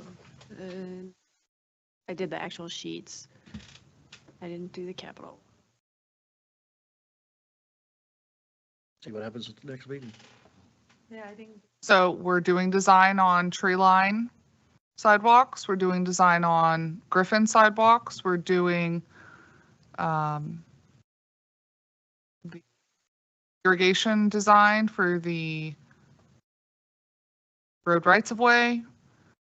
We've got all of these things that we're spending engineering dollars on that you're not going to construct and you're not going to fund. So, there are other areas we need to look at. yes. Okay. Well, That's not what you said a few minutes ago. And then the other one Okay. is that you're ongoing, trying to get communications with FPL to resolve this. See if we can get a town hall meeting for these people up there impacted by the new power lines. Well, like I said, I went out there and looked at it. If those towers that they're proposing to put in are resembling the ones that are out there, those things are huge. They're huge. You're not just going to go out there and tear up an area. Like we talked this morning, they could go out there and tear up an area and clear cut for the standards where the towers, but then leave everything else and only clear cut to 14 foot. Okay. That at least might be a happy medium for the people. And we still heard nothing, right? There's just no response from. I can give an update. Do you want me to do that now? No, not that super, no. Okay. Okay, so Let's- what? Anything that says If new bond. we did the new bond projects with, except for everything except for Parks and Rec, which you would only do lights and the parking lot, what would that be?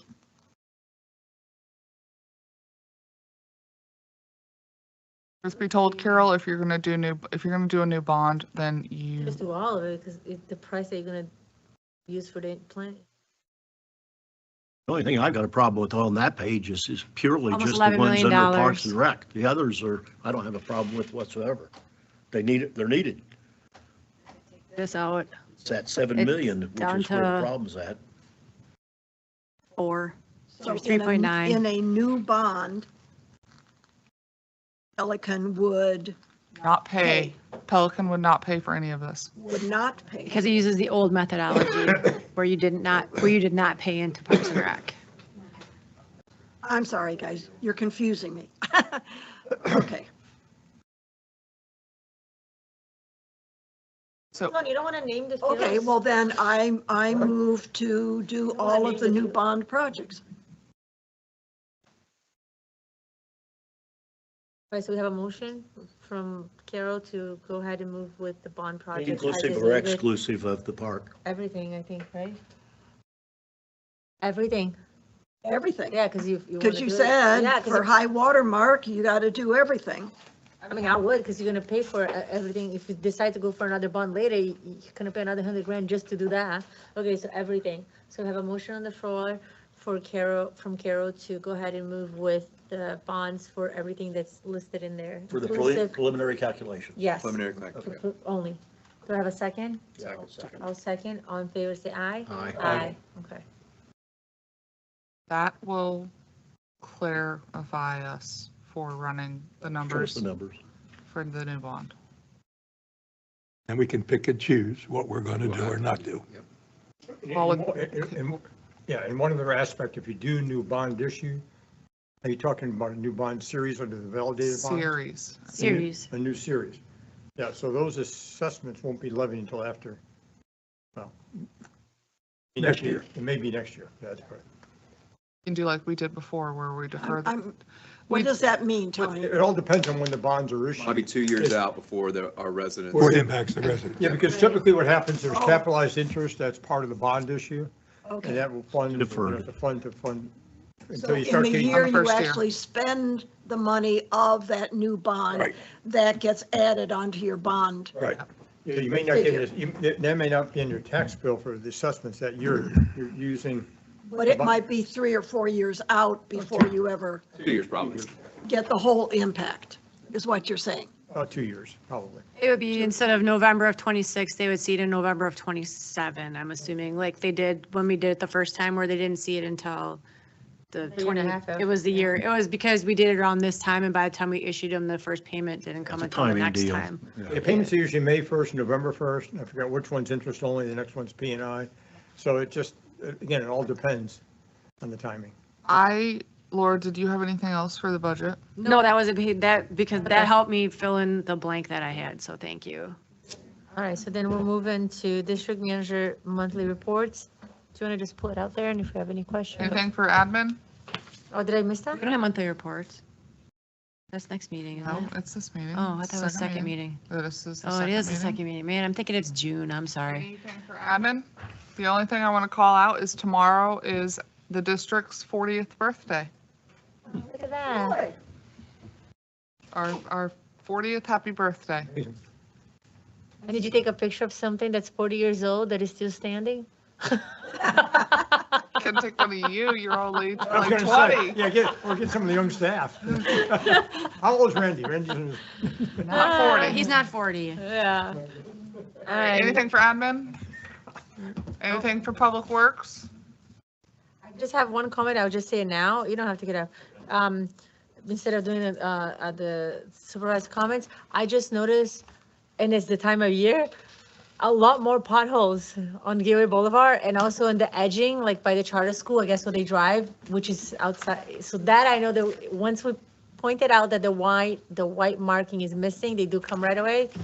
So I don't know if it's lightning that starts hitting the, I don't know what it is, but it's all over now. And usually this time it's more than it. That's the only thing I have for public work. Okay. Nothing else from anybody else? No? Okay.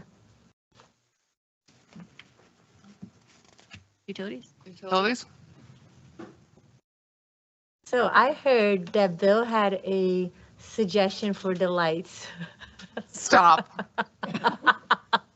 Sit Him down. and I have been texting during the meeting. It's not a public works function. Bill's utilities. Bill, We're past how public good are works. you climbing light That's what I towers? said. I was like, Bill, you can do this, right? Like, I mean, yeah, we'll buy it. We'll get the repair. We get your Band-Aid. It I takes mean, 2 cranes, 2 operators, and 4 to 6 men other than those operators. yeah, what it went down because you said 6 to 8. So now you say 4 to 6. So see, I like it. Already cut back. To do what? To do the lights. bulb. But understand, But But be more seriously, specific, like to yeah. do what to the lights? Change the lights. To remove it and put it Remove in. them. Yeah. The thing is the fixtures you're gonna buy are like what's up there. They're no good. Wait, say it again. What I'm gonna, You need The new fixtures that fixtures. we could buy, huh? they're no good. Oh, okay, so it has to be, Okay, if they're okay. cheap. The thing about like the Musco system is it comes engineered, it It's comes, good to go. you know, it's very detailed, it's very aimed, it's got laser precision in it, and it's all built at the factory. It just has to be assembled and hung, Just plug it in. okay? Pretty much. So All right, fine. I'm sorry to burst your bubble. the letter came out, everybody in the community was talking about, the letter came out that the meter people are going to be coming in now and Oh, I just pulling got- the old meter, putting the new meter in, but there was no timeline or anything about what community is going to be when and all that. You can come to the town hall, You Oh, I what? just got a text, the email from the town hall. June 1st. So we did phase 1 meter box replacement. We did the entirety of phase 1 for meter installs in a town hall meeting. So you're going to repeat whatever the Same. timing was to put the original, We're going to follow the same schedule and flow to go around because they're still finishing in phase 2. So, yeah, they did come back and put in the sod. yeah, they're in So there it's right. looking a lot better They're in there now. right now. And of course, with the rain, That it helps timed out too. pretty good. Yeah. They're gonna be caught up. Yeah. No questions for We planned Bill? it that way. Thanks, Bill. No, all right, thank you, Bill. Thanks, Bill. Thank you. Great. So then we kind of talk about the request. You want to bring this up, the request for the parking fee exemptions? Is Okay. is there a consideration that you want to offer a seasonal non-resident pass? Full transparency, I asked both Tim and Mark to provide the average length of stay, the number of weeks, so on and so forth. We've crunched the numbers. For one league, it would be $100. The other league, it's like $120. Would be our MAC. But the bottom line is the $40,000 is now going to be reduced by how much? Depends on what you, if you chose to reduce it or offer a pass. A couple $100. Do what? By a couple $100. Yeah, I mean, I wouldn't. Yeah. Yeah, it's not significant. So the answer is we want to deny them. No, honor them. What? I won't honor it. So wait, Is this so something- here's the do we- thing. we need to If vote you're on gonna this today? honor, then this should have gone the front on the fee schedule. Like, so if, I'm not saying that we couldn't, so then we need to make a motion to amend the fee schedule that we just did earlier. Oh, wait a minute. We're talking referees and coaches only, right? Okay, no. No, So okay. that's what I'm saying. This is mostly. Maybe I'm wrong. Okay. Okay, so we have a request for them for a seasonal pass for non-gateway residents. So non-gateway residents will get a discount on the parking. Then that's what they want, okay? So for me, it would be a no. Because if anything, I would want to fight harder for the gateway residents to get a discount on something else, Correct. right? Secondarily, I did follow up with Sam at the church because remember when he was here, I asked him about allowing the refs and the coaches to Right. park there at no charge. Well, he responded to me today or late last night. He says that one of the concerns is that they're not going to have a park attendant. So they are afraid at the church that while they'll be willing to open for the refs and the coaches, that the parents start parking there. So the problem that we have here, they don't want it there, right? So I then responded back with, well, maybe if the leagues, either Tim and Mark can give up a volunteer to be the park attendee, then maybe that's an option. So they're open to If it. they want free parking, they have to provide a volunteer Yeah, to so manage I it. guess, I guess Sam can go now back to Tim and Mark and say, look, we're willing to give the refs and the coaches only, but somehow we don't want to overwhelm, our parking lot, because actually they are also moving. They're gonna start having the church at the Gateway High School because they're building a $5 million the church here. It's $5 million to redo it, yeah. So. Rival our building. I know, right? So I think at this point, we just pass it on to Sam. Sam can tell them, look, we're willing to let the refs and the coaches park, but you have to provide a park attendant. So I guess we can kind of came up with a solution for Mark and Tim. Okay, so If we that want works to out. deny this request and suggest Does that make them sense, Bob? refer back Yeah, I'm okay with that. to the church and work it out amongst themselves. I leaped it. I Yeah. was leaping ahead. Okay. Were you copying the email that Sam responded it? Yeah. Did I put- Yes, yeah. his response. Would you forward that to Mark and Yeah, Tim and say, Absolutely. can you guys provide a Yeah. park attendee and go so forth? Yeah. Because he says the church would not, he was. said that Well- he already had their contact He information, did, but yeah. I'll reiterate But it. at least we did our part, And, I mean, the one area that I think, I would consider is really the referees. Because a lot of those they're high school kids. I they're- totally They're agree. younger, Me too. and they're there for, could be 4 or 6 hours. That's just a longer duration. Yeah, so let's see what Sam comes up with, because he was really fast on being able to respond to me. I'll forward the email to you and you can forward it to the entire board. And then the only other thing I had about the parking was, I'm assuming since this is kind of our stance is, if we had any events, non-residents would still pay the $2 an hour. Farmers market, you come to visit our farmers market, you're paying $2 an hour. Non-residents are paying, okay. Just to be clear. All right, I don't have anything else. Tony. District. So we said no. Yep. Said Okay. no. No, Contact. but there's an opportunity to For work the it out with refs the and church. Yeah, exactly. Thank you for bringing that larger, making it larger. The second item on there, Atlantic Pipe Services Contract Matters, that's what Chelsea was referencing before, and Eric mentioned it, actually, Eric mentioned it in his presentation with regards to the CCTV viewing and cleaning. We've had back and forth with the contractor since March, without getting into the weeds of the dispute, but there are issues with regards to the contractor asserting there are in-field conditions and that differ substantially from the documents that were provided as the plan documents with regards to pipe sizing, location of pipes, location of inlets, non-existence of inlets, non-existence of pipes. And so there was one prior change order that was approved by both parties. There was another change order that was approved by the district, has not yet been approved by the contractor.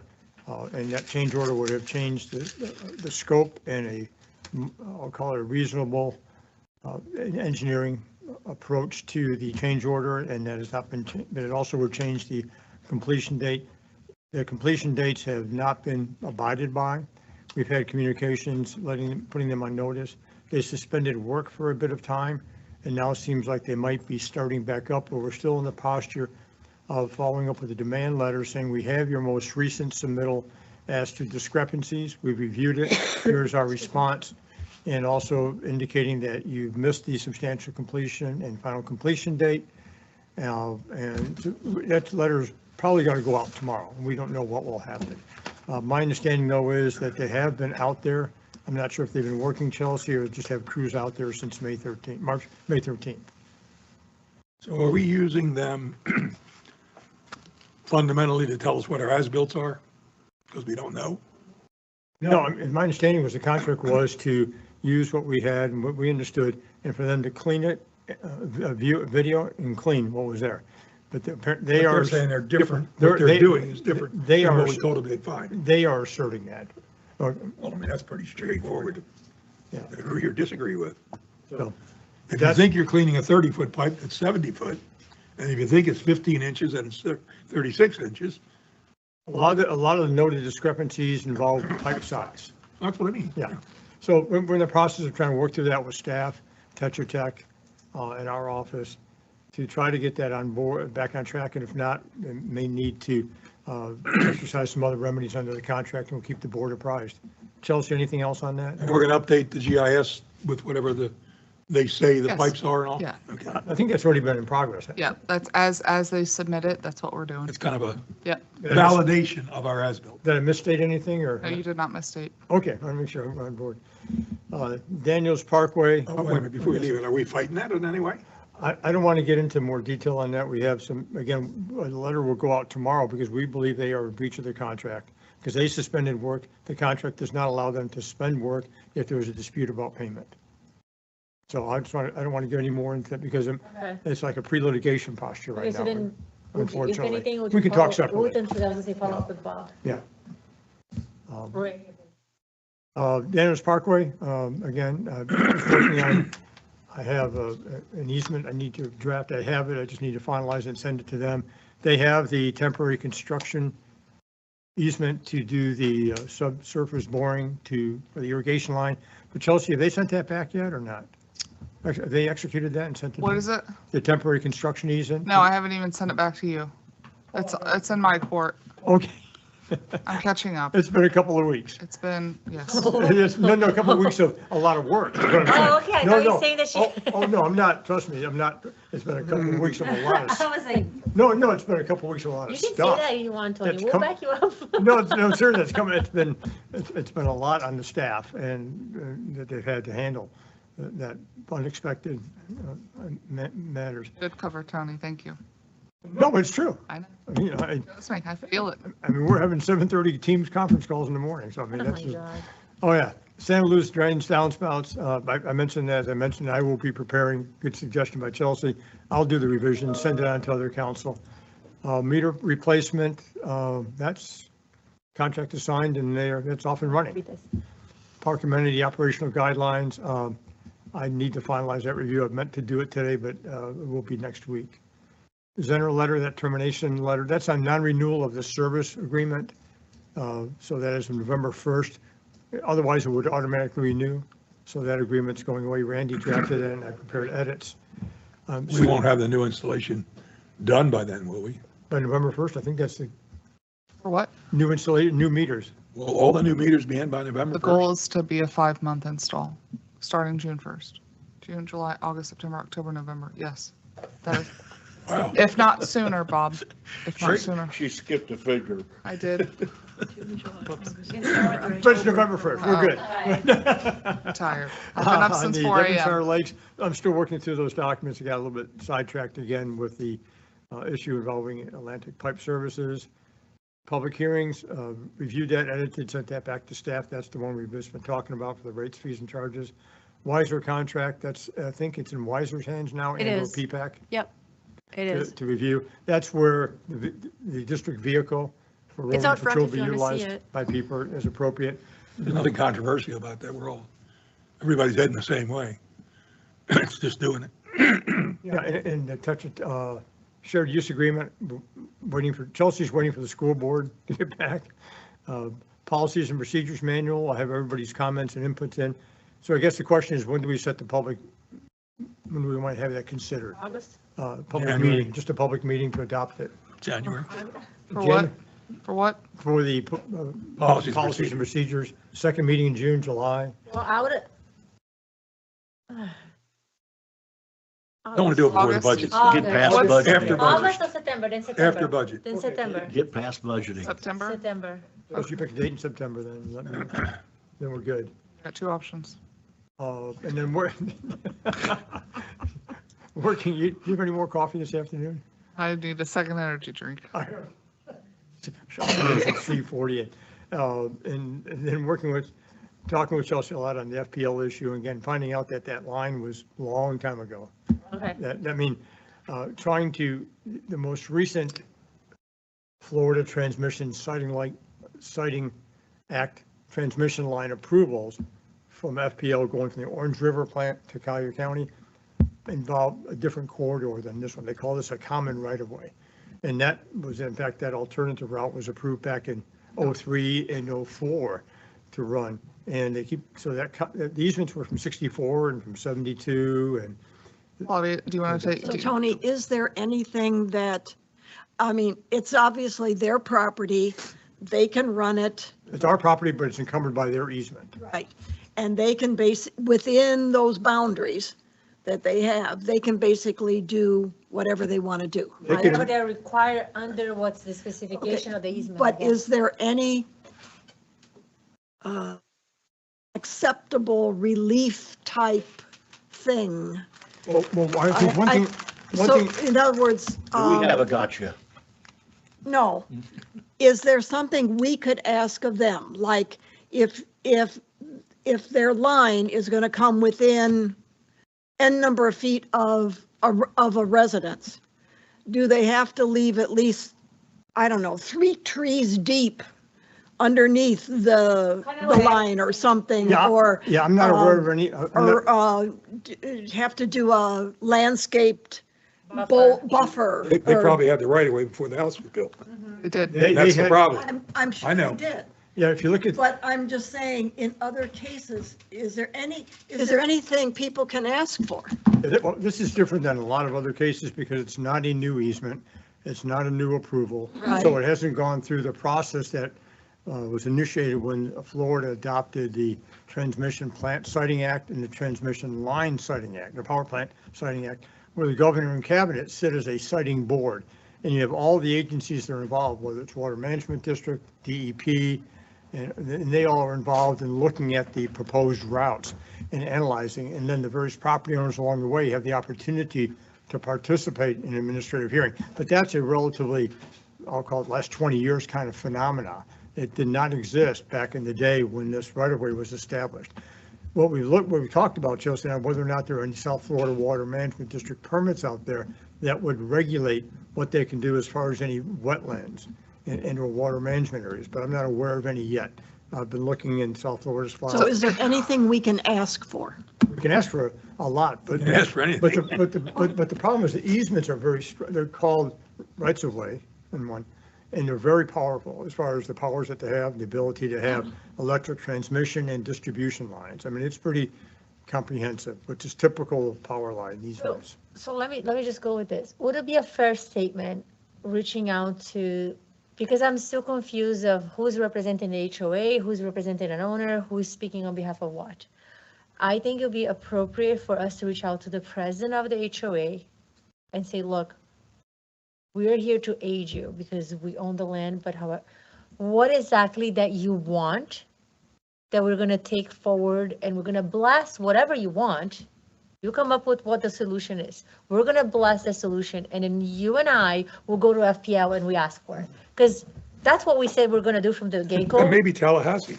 Well, I think what may also need to happen is, for Chelsea, the chairman of the Public Service Commission, Gabriella. Whatever we have She to needs reach to be out to, informed and notified. but I think at this Public Service point, Commission needs to know, because they regulate. I think at this utilities. point, it would be best, and I can reach out to the president and say, look, you have your own town hall meeting with your residents, right? You're gonna have 100 different ideas. Give us a summary of the 20. We'll blast the 20 because we're, whatever they say, we're gonna say yes to it because they're right there. We'll take that in partnership with them to FPL and to whoever entity we have to go with, and that's where we go. We can just walk with them side by side. I want to make sure that's what we said we're gonna do from the get-go.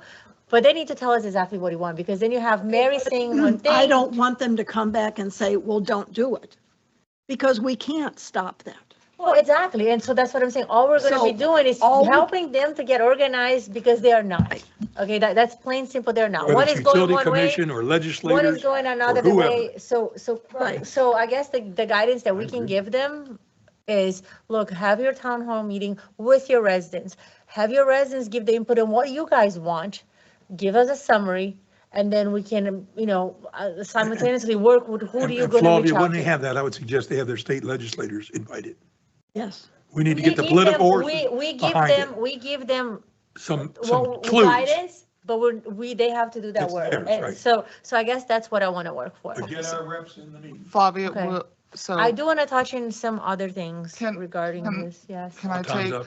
2 minutes and just go? Because I have been living and breathing this since that letter got here. And I have detailed a timeline. That's what I was going to ask you to go over, okay. So just because this has spent an exorbitant amount of Can my you put that in time, the computer? Because that would be beneficial for them to see it. I just want to summarize it at Okay. this point because it is a Okay. lot of information. So I have put together a timeline that I've ran up the FPL chain because, like everybody else, I was getting no information. 16 different dates I have, and I have communicated from late February to, as of yesterday, an hour telephone call with uppers that be at FPL as to what's going on, what's the project, I need answers, so on and so forth. So it's not that I've been sitting here like a bump on a log and not doing anything. Any emails that have come in, I have passed along to Tiffany and Tina, who are the designated faces of this project at FPL. I have since gone up to Charlotte Miller, who is the External Affairs Director, who was just in Pelican yesterday, 2 days ago, doing a presentation at the golf club. Escalated it to her to where I've finally gotten some response from other folks. So on 16 different 16 different dates, I have been in contact with these folks. Now, from a gateway operational concern, if you recall, we have a force main and irrigation main redundancy project that is proposed to go down that FPL easement. That took us over 3 years to get a consent agreement approved. That consent agreement, my biggest concern with that project is that it is going to conflict with their proposed line. So we have gone above and beyond and provided our CAD files to FPL so they can deconflict with their proposed line. I don't know if they're at 0% design, 30% design, 60, wherever they're at, because they have not shared that information with me. Now, deductive reasoning tells me the little bit of work that I see out there, they've done They've done which excavation, utility excavation. They've done some clear cut. They're doing some due diligence on this project. I know enough of how a project is ran that they are in the preliminary stages. That's not a surprise. I'm not getting the information from them. I continue to take this up the chain. I've asked Tony to get involved to the sense that I understand we are not going to stop this project. We may be the only reason we're having this conversation right now as being the owner of the land is because we took it over less than 2 years ago. Remember those straggler parcels that we took on? This was part of it. So up until then, it was under WCI Lennar's domain until the district took it over. So that is the biggest surprise, really. We just started going out there and cleaning up the actual FPL easement, the linear park itself. So I have been advocating for us as a utility provider, but our residents, and reducing the impact that it is going to have with clear cutting that easement. Because they have the right to do that, is my understanding with how that easement is written. Now, to Tony's point, are there other opportunities? Can we ask for anything? Yeah, we can ask for anything. Every communication that has come through, I have forwarded on to the Doyle Land Group, who is labeled on that letter. I have a point of contact with FPL now that has told me they are my point of contact. Anything I have, I need to run through them. I have told them we have demanded a town hall. Our people want a town hall. We'll host it. We'll coordinate it. We'll do whatever, as long as you come into our community and you tell us what the heck's going on. They have not denied that, but they also have not accepted that. They said, we're so preliminary right now, we're not ready to have that. What they have offered, which is a very small limb of an olive branch, is to set up an email inbox specifically for this project that will give our residents a place to go to directly, on top of the already existing Tina and Tiffany Turner from Doyle Land Group, who have been out knocking on doors trying to educate everybody that's going to be impacted. So from March to now, I have spent a lot of time. That is for a project that is not even Gateway's project. So I have advocated for what I call the carrot top method of chopping anything 14 feet and over. I have advocated for permits. I want to see their permits. I've sent them a list of questions that I've got from residents that I have myself. We know that the land development code and zoning, that's out the window because they are a utility. They are here to provide utility services, power to this community. What we've gotten back as pushback from our residents is Gateway is the owner of the land. How the heck do you not know what's going on? And truthfully, I got the same notice. You all got the same notice. They all got the same notice. We didn't get the notice, just so you know. Yeah. Oh, okay. Well, Gateway got the notice. I don't think none of us got it. Yeah. I know what you mean. We have the notice, right? And so, no pun intended, we're still somewhat in the dark. Do I have answers to everything? No. Am I still advocating for answers to things? Yes. It seems like we're being caught in the crosshair because we're the only ones responding to our residents. But Flavia, to your point, I agree with that method of having their communities get organized, Stony Brook and Hampton, because it seems like those are the biggest two impacted. But I fear the response is, well, Gateway's still the owner. It's your problem. Figure it out. But then we can only go so far in educating them. Like, we can't force it down. I mean, if they're unable to see that 1 + 1 = 2, then I'm sorry, then we have other projects that we have to work on, which is under our fiduciary to move forward with. Either way. Yeah, another important point there too, when you're talking to legislators and you're talking to commissioners like the Public Service Commission, they don't mind listening to local governments, but the constituents are what they'll pay more attention to, the individuals. This is the volume Get them who's in the voting meeting. for, who's voting for them. Get them in the meeting. 5 votes. There's 500 votes. That's right, there's a difference. So you have. Get them in the meeting. You have two powerful state senators that cover Lee County, Ben Albritton and Kathleen Pasadomo. And Kathleen Pasadomo's daughter is chairman of the Public Service Commission. So, but that group, right, the residents need to cohesively, that's what I think. Right, give them the petition resources. them. They need to say, we have 500, 600 people who are being impacted. FPL is not listening to anything, as opposed to, we are the Gateway Services District, please pay attention. I mean, it does have a more dramatic effect. But I think they have to be willing to listen, to understand, not listen to rebuttal, because given the communication that I've been, and maybe the rest of the board has not been, didn't see it, but I have, it's your fault, Gateway. It's exactly what Chelsea's saying. You own the land. How dare you not know what's going on in your own land? And how dare you not to go over there and rope everything off and don't allow FPL to come in? That's really what they want. That's the problem. And Can't do that. it's not that. So we can guide them. They'll We'll facilitate continue it, to yes. leave this door open. We'll guide them, but they have to run with it. And In they a have to unified manner. understand that and that's what I mean about they have to come up with 100 and down to 20 and down to God knows exactly what they want. But they have to be educated and they have to know how to ask for those things. And they have to know that they have more power than we do when it comes to that, because it's about quantity of voters. Yeah, versus the and, five of us. and our approach always is, whenever you're talking to a governmental body or an agency or an entity like that, you may have 20 items you want.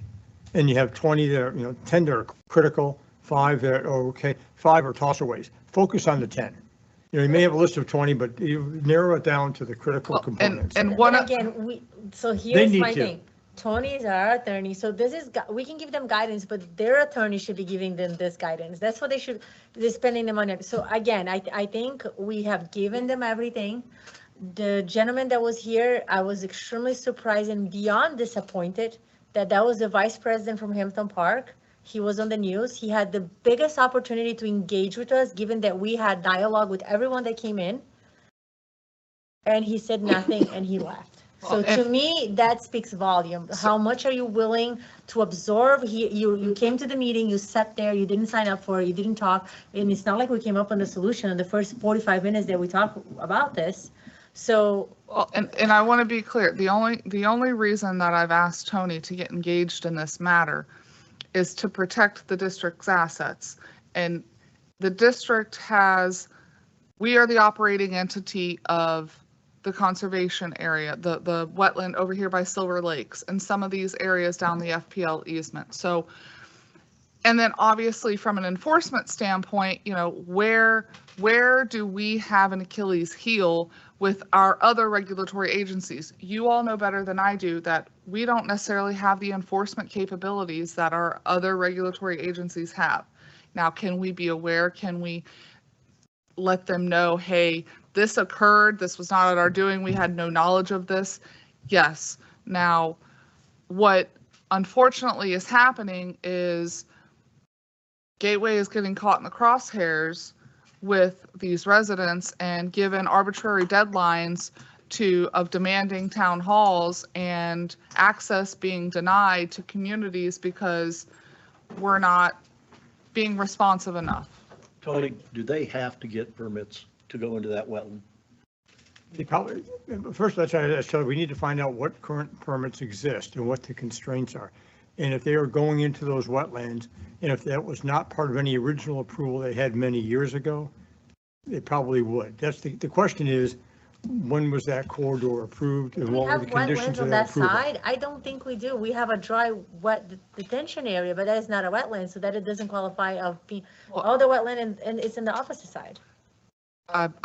Again, this is not as cut and dry because of the homework we have to do of when that was originally granted. Vis-a-vis our permits that we have for that area. What's Yeah, I out get there? that, but why looking at wetland Oh, yeah. restrictions where yeah. there is no wetland in that particular area? Because with our force main and irrigation main redundancy project, because the funding source we're seeking for the grant is federal dollars, we had to provide a notice of a nationwide permit or a no requirement of a nationwide Army Corps permit of that wetland Yeah, area. the entire area. So if I am held to that standard, Why aren't they?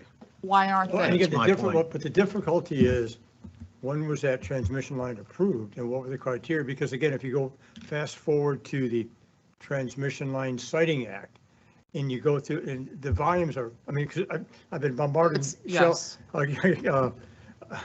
Chelsea with some of what I've been finding, the more recent. They can't go too far out on a limb acting like they've done something when they tell us they don't have any plans. No, what I'm saying They is. can't go too far out on that limb. And going through those old files, which are tens of thousands of pages, again, they involve Army Corps, DEP in South Florida, and they talk about mitigation banks impacting wetlands. So that's under that current regulatory scheme. And again, what it was back in the day when this was originally approved is one thing we need to determine if we can. And secondly, what permits do we hold or possess as the operating entity for that area that may address that area? That's one thing we need to pin down. And to Ed, to your point, getting an answer out of them of what their plans are, I still haven't gotten that answer. I again, deductive reasoning, I think generally we know they've said it's a 500 kilowatt line that's going to go in parallel on this side, but they haven't told us where. We know they've clear cut certain spots. We know that they've done so. I continue to push up the FPL chain. We're going to engage with the Public Service Commission because that is the top of the line. That's who they answer to, just like I answer to you. So it's not that we're not pushing, it's we're hitting the same wall that they're hitting. Do we have an existing consent agreement that's at stake? Yes. Do we have our residents that are abutting it that are, going to see a change? Yes. But at what point do we dig through all these documents and say they have the right to do this regardless if we?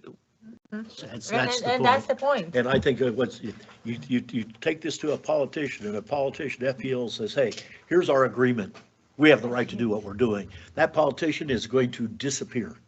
And again, He's not going to get out there in front of the public and have to tell them they can do it. That's disappointing. I don't disagree with you, but I'm hoping they're going to have more. I don't think a politician will touch this with a 10-foot pole. So what's happened in the interim is Hampton Park has taken a hard stance, and I just want to briefly go over this. We just got a huge email, just so you know. Okay, well, Hampton Park has taken a hard stance that I, as your district manager in Gateway, we have not done our job.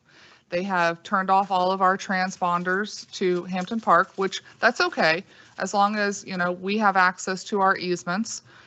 This is not the first time that they've done this, but we are entitled to access our utility easements and our maintenance easements. Like the wrong person. For all the things in Hampton Park. So ultimately, Flavia, to your point earlier, that's a disservice to their residents, especially if there are multiple lift stations in there that in a lightning storm lose power and sewage goes everywhere, then, DEP has to be called in and raw sewage is flowing if we can't promptly respond. So they're doing a disservice to their own residents. Deep doo-doo. Yeah. Exactly. So we're doing what we have to do to continue to move forward is my point in bringing this to Europe, because there has been a lot of rumblings behind the scenes. There's been a lot of finger pointing. As much as I try to tell residents that, hey, this is not our project, this is an FPL project, these are the people you need to contact, we're all hitting the same wall. Has Hampton Park, have they engaged their attorney? I have no idea. No, Okay. they engaged way back when on the FOBs. The follow-up thing. So I will say this, it is 6:30, and while I would love to sit here and talk a little about this, I'll just highlight on this. So staff was actually, we just got an email from staff. They were going to the lift station on, Laura, you want to read it instead of Chelsea? Where is it? Yeah. Going someplace they don't have a transponder to get in. Is it the long one? No, You the don't short want? one. The long one is, I'll read it, but. I can read it. What short one? The short one about staff at the. Oh, That one, okay. Yes. So for the record. So the residents are aware of what we're trying to do.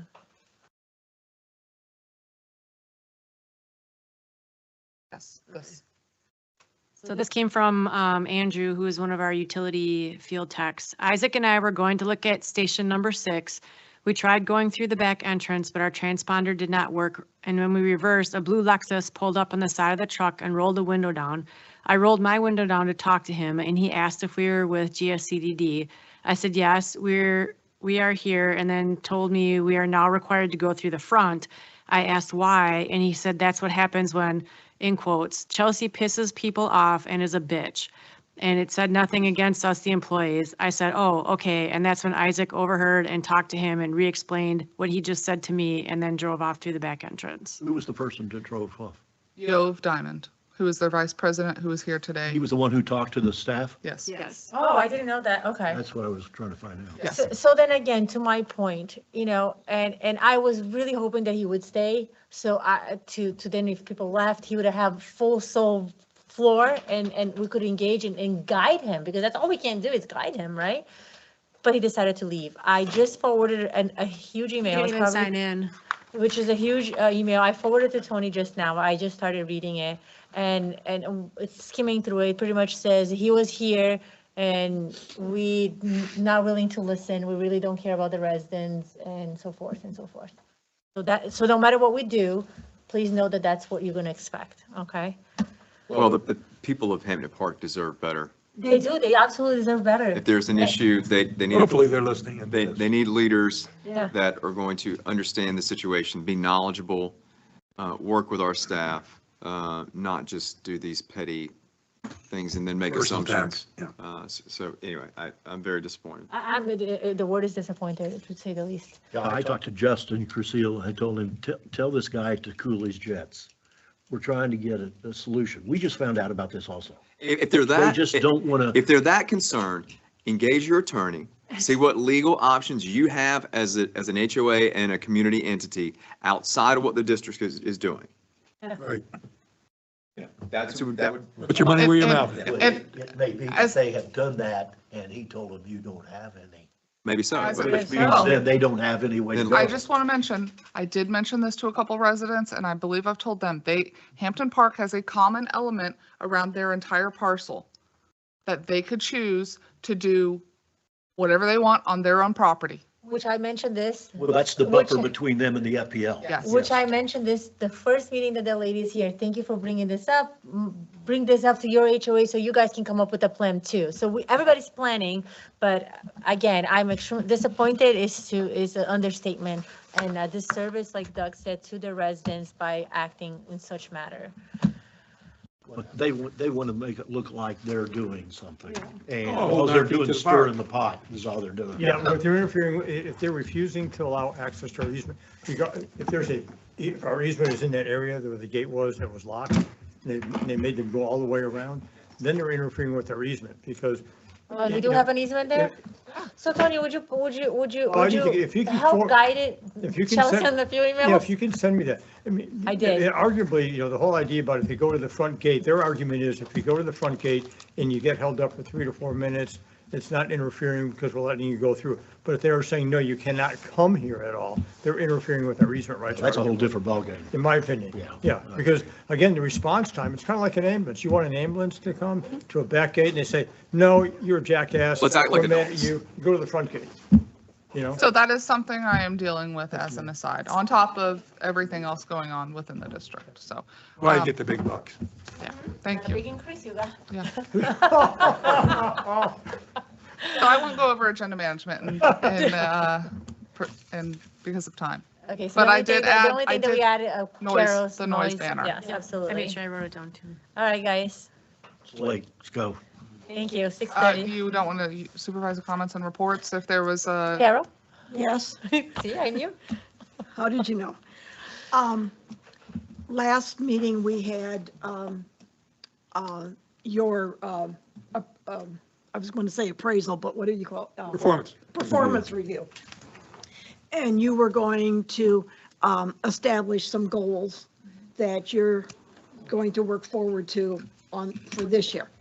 I was wondering if you would accept the opportunity to put another goal in there, and that would be to develop I would be looking at a 3-year program whereby at the beginning of the 2030 year, so October 1st of 2029, I'll just call them the fields, would where we would have income that would meet or exceed the costs of the fields. Put a plan in place. Put a plan, a 3-year plan. I don't think you can do it in any less than 3 years. I don't think you can do it in Because at some 5, but- point, you're going to probably be, I don't know, digging up dirt or whatever the plan Starting, is. starting 10/1/29 or ending 10. Ending, so that when you start the 2030 budget year, we would have in place revenue that would meet or exceed expenses. Yep, we can put a plan. That it happens is a different thing, but I can put a plan. Yes, I Yeah. can add that to the list. Well, you know, if you can do metering, you can do this. Let me get through metering first. You're almost there. That's all I had. Nothing? Nothing. We didn't discuss it today, but I know that PPAC said they didn't approve the staff gauges. You need any more from anybody on that? I do. The board needs to make a decision on that. Okay, I'll make a motion that we support the PPAC proposal, that Pelican is excluded from the staff gauge project. I'll second your motion. No discussion? There will be minor costs incurred to date just for the acquisition of the staff gauges, but They shouldn't have bought them without approval. they did receive approval from the pond subcommittee. I was gonna say, the approval was granted first. The Okay, board, that's secondary. the- So there's a motion and a second. Any other discussion? I want to just add, so the board knows, you pushed it back to the pond subcommittee. The pond subcommittee approved it. It was a divide, I believe it was a divide of 3-2. 3-2. They approved it. It went up to PPAC. PPAC rejected it 7-0 Unanimously. unanimously, and that's why it is back in your court, because it is your budget as a whole. I don't care if they don't do it in their ponds, but the flowway, I definitely. Yeah, want The to shared see. flowway is Yeah, done. this is just If that's, Pelican. yeah. That's why I The seconded. Just flowway Pelican. definitely has to be done. It was those 5 extra that were Pelican only that they're not going to do. Okay, so we have a motion by Bob, I second, call for a vote, all in favor? Aye. Aye. Aye. All right. The last thing, since Carol prompted me on setting goals, may not be timely, but I still believe we ought to have a time management system. That in 15-minute increments, when our staff is used for things, they keep track of it. I would love to see that. Need timesheets? Whatever the system is, like an attorney does when he bills people. You'd have to come up with phase and task codes Well, and I'm list it lost for for the each system itself. department. Yeah. Do what? And time lost for tracking and, yeah. whatever, yeah. I think there'd be some Yeah, value in but that. that, but I mean, that can be done. Everybody has a cell phone, so it can be an app, so there'll be a cost for an app. I mean, I don't think that Not everybody necessarily- has a cell phone. No. That's Well, not- But not, then it's there'll be a co- minutia.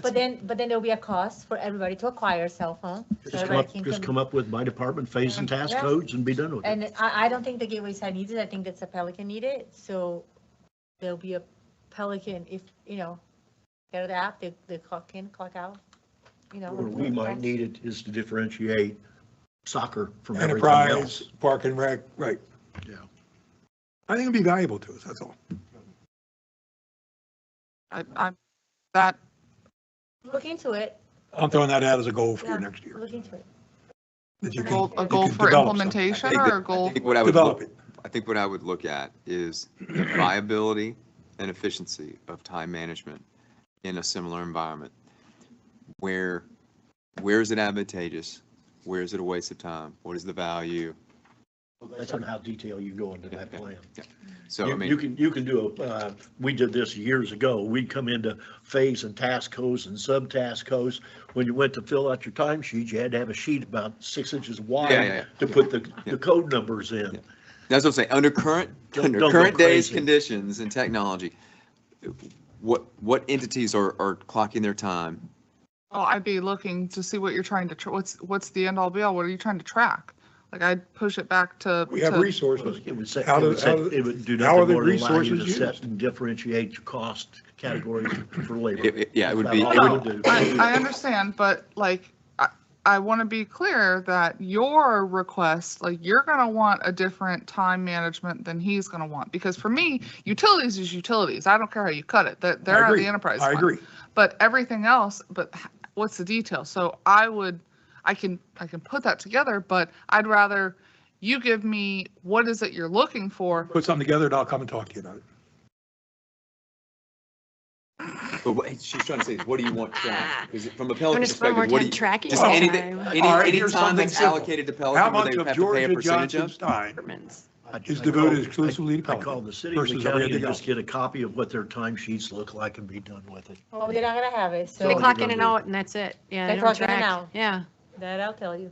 So I would have Okay, clocked I'm sorry, out at, Bob, what was that you Well, said? as an example, Georgia, how much of her time is devoted to which account? 01, 02, enterprise, whatever. Same thing with Paul. How much of his time is devoted to these different accounts? We're paying right now 17% or something. Yep. And maybe that's underpaid. And it might be grossly overpaid. Motion to adjourn. If she's okay with that, yeah. Oh, she took that direction. Okay. For next year, she's gonna look into what is. as a goal. Yeah. Great. Already got 2 goals Done set. timesheets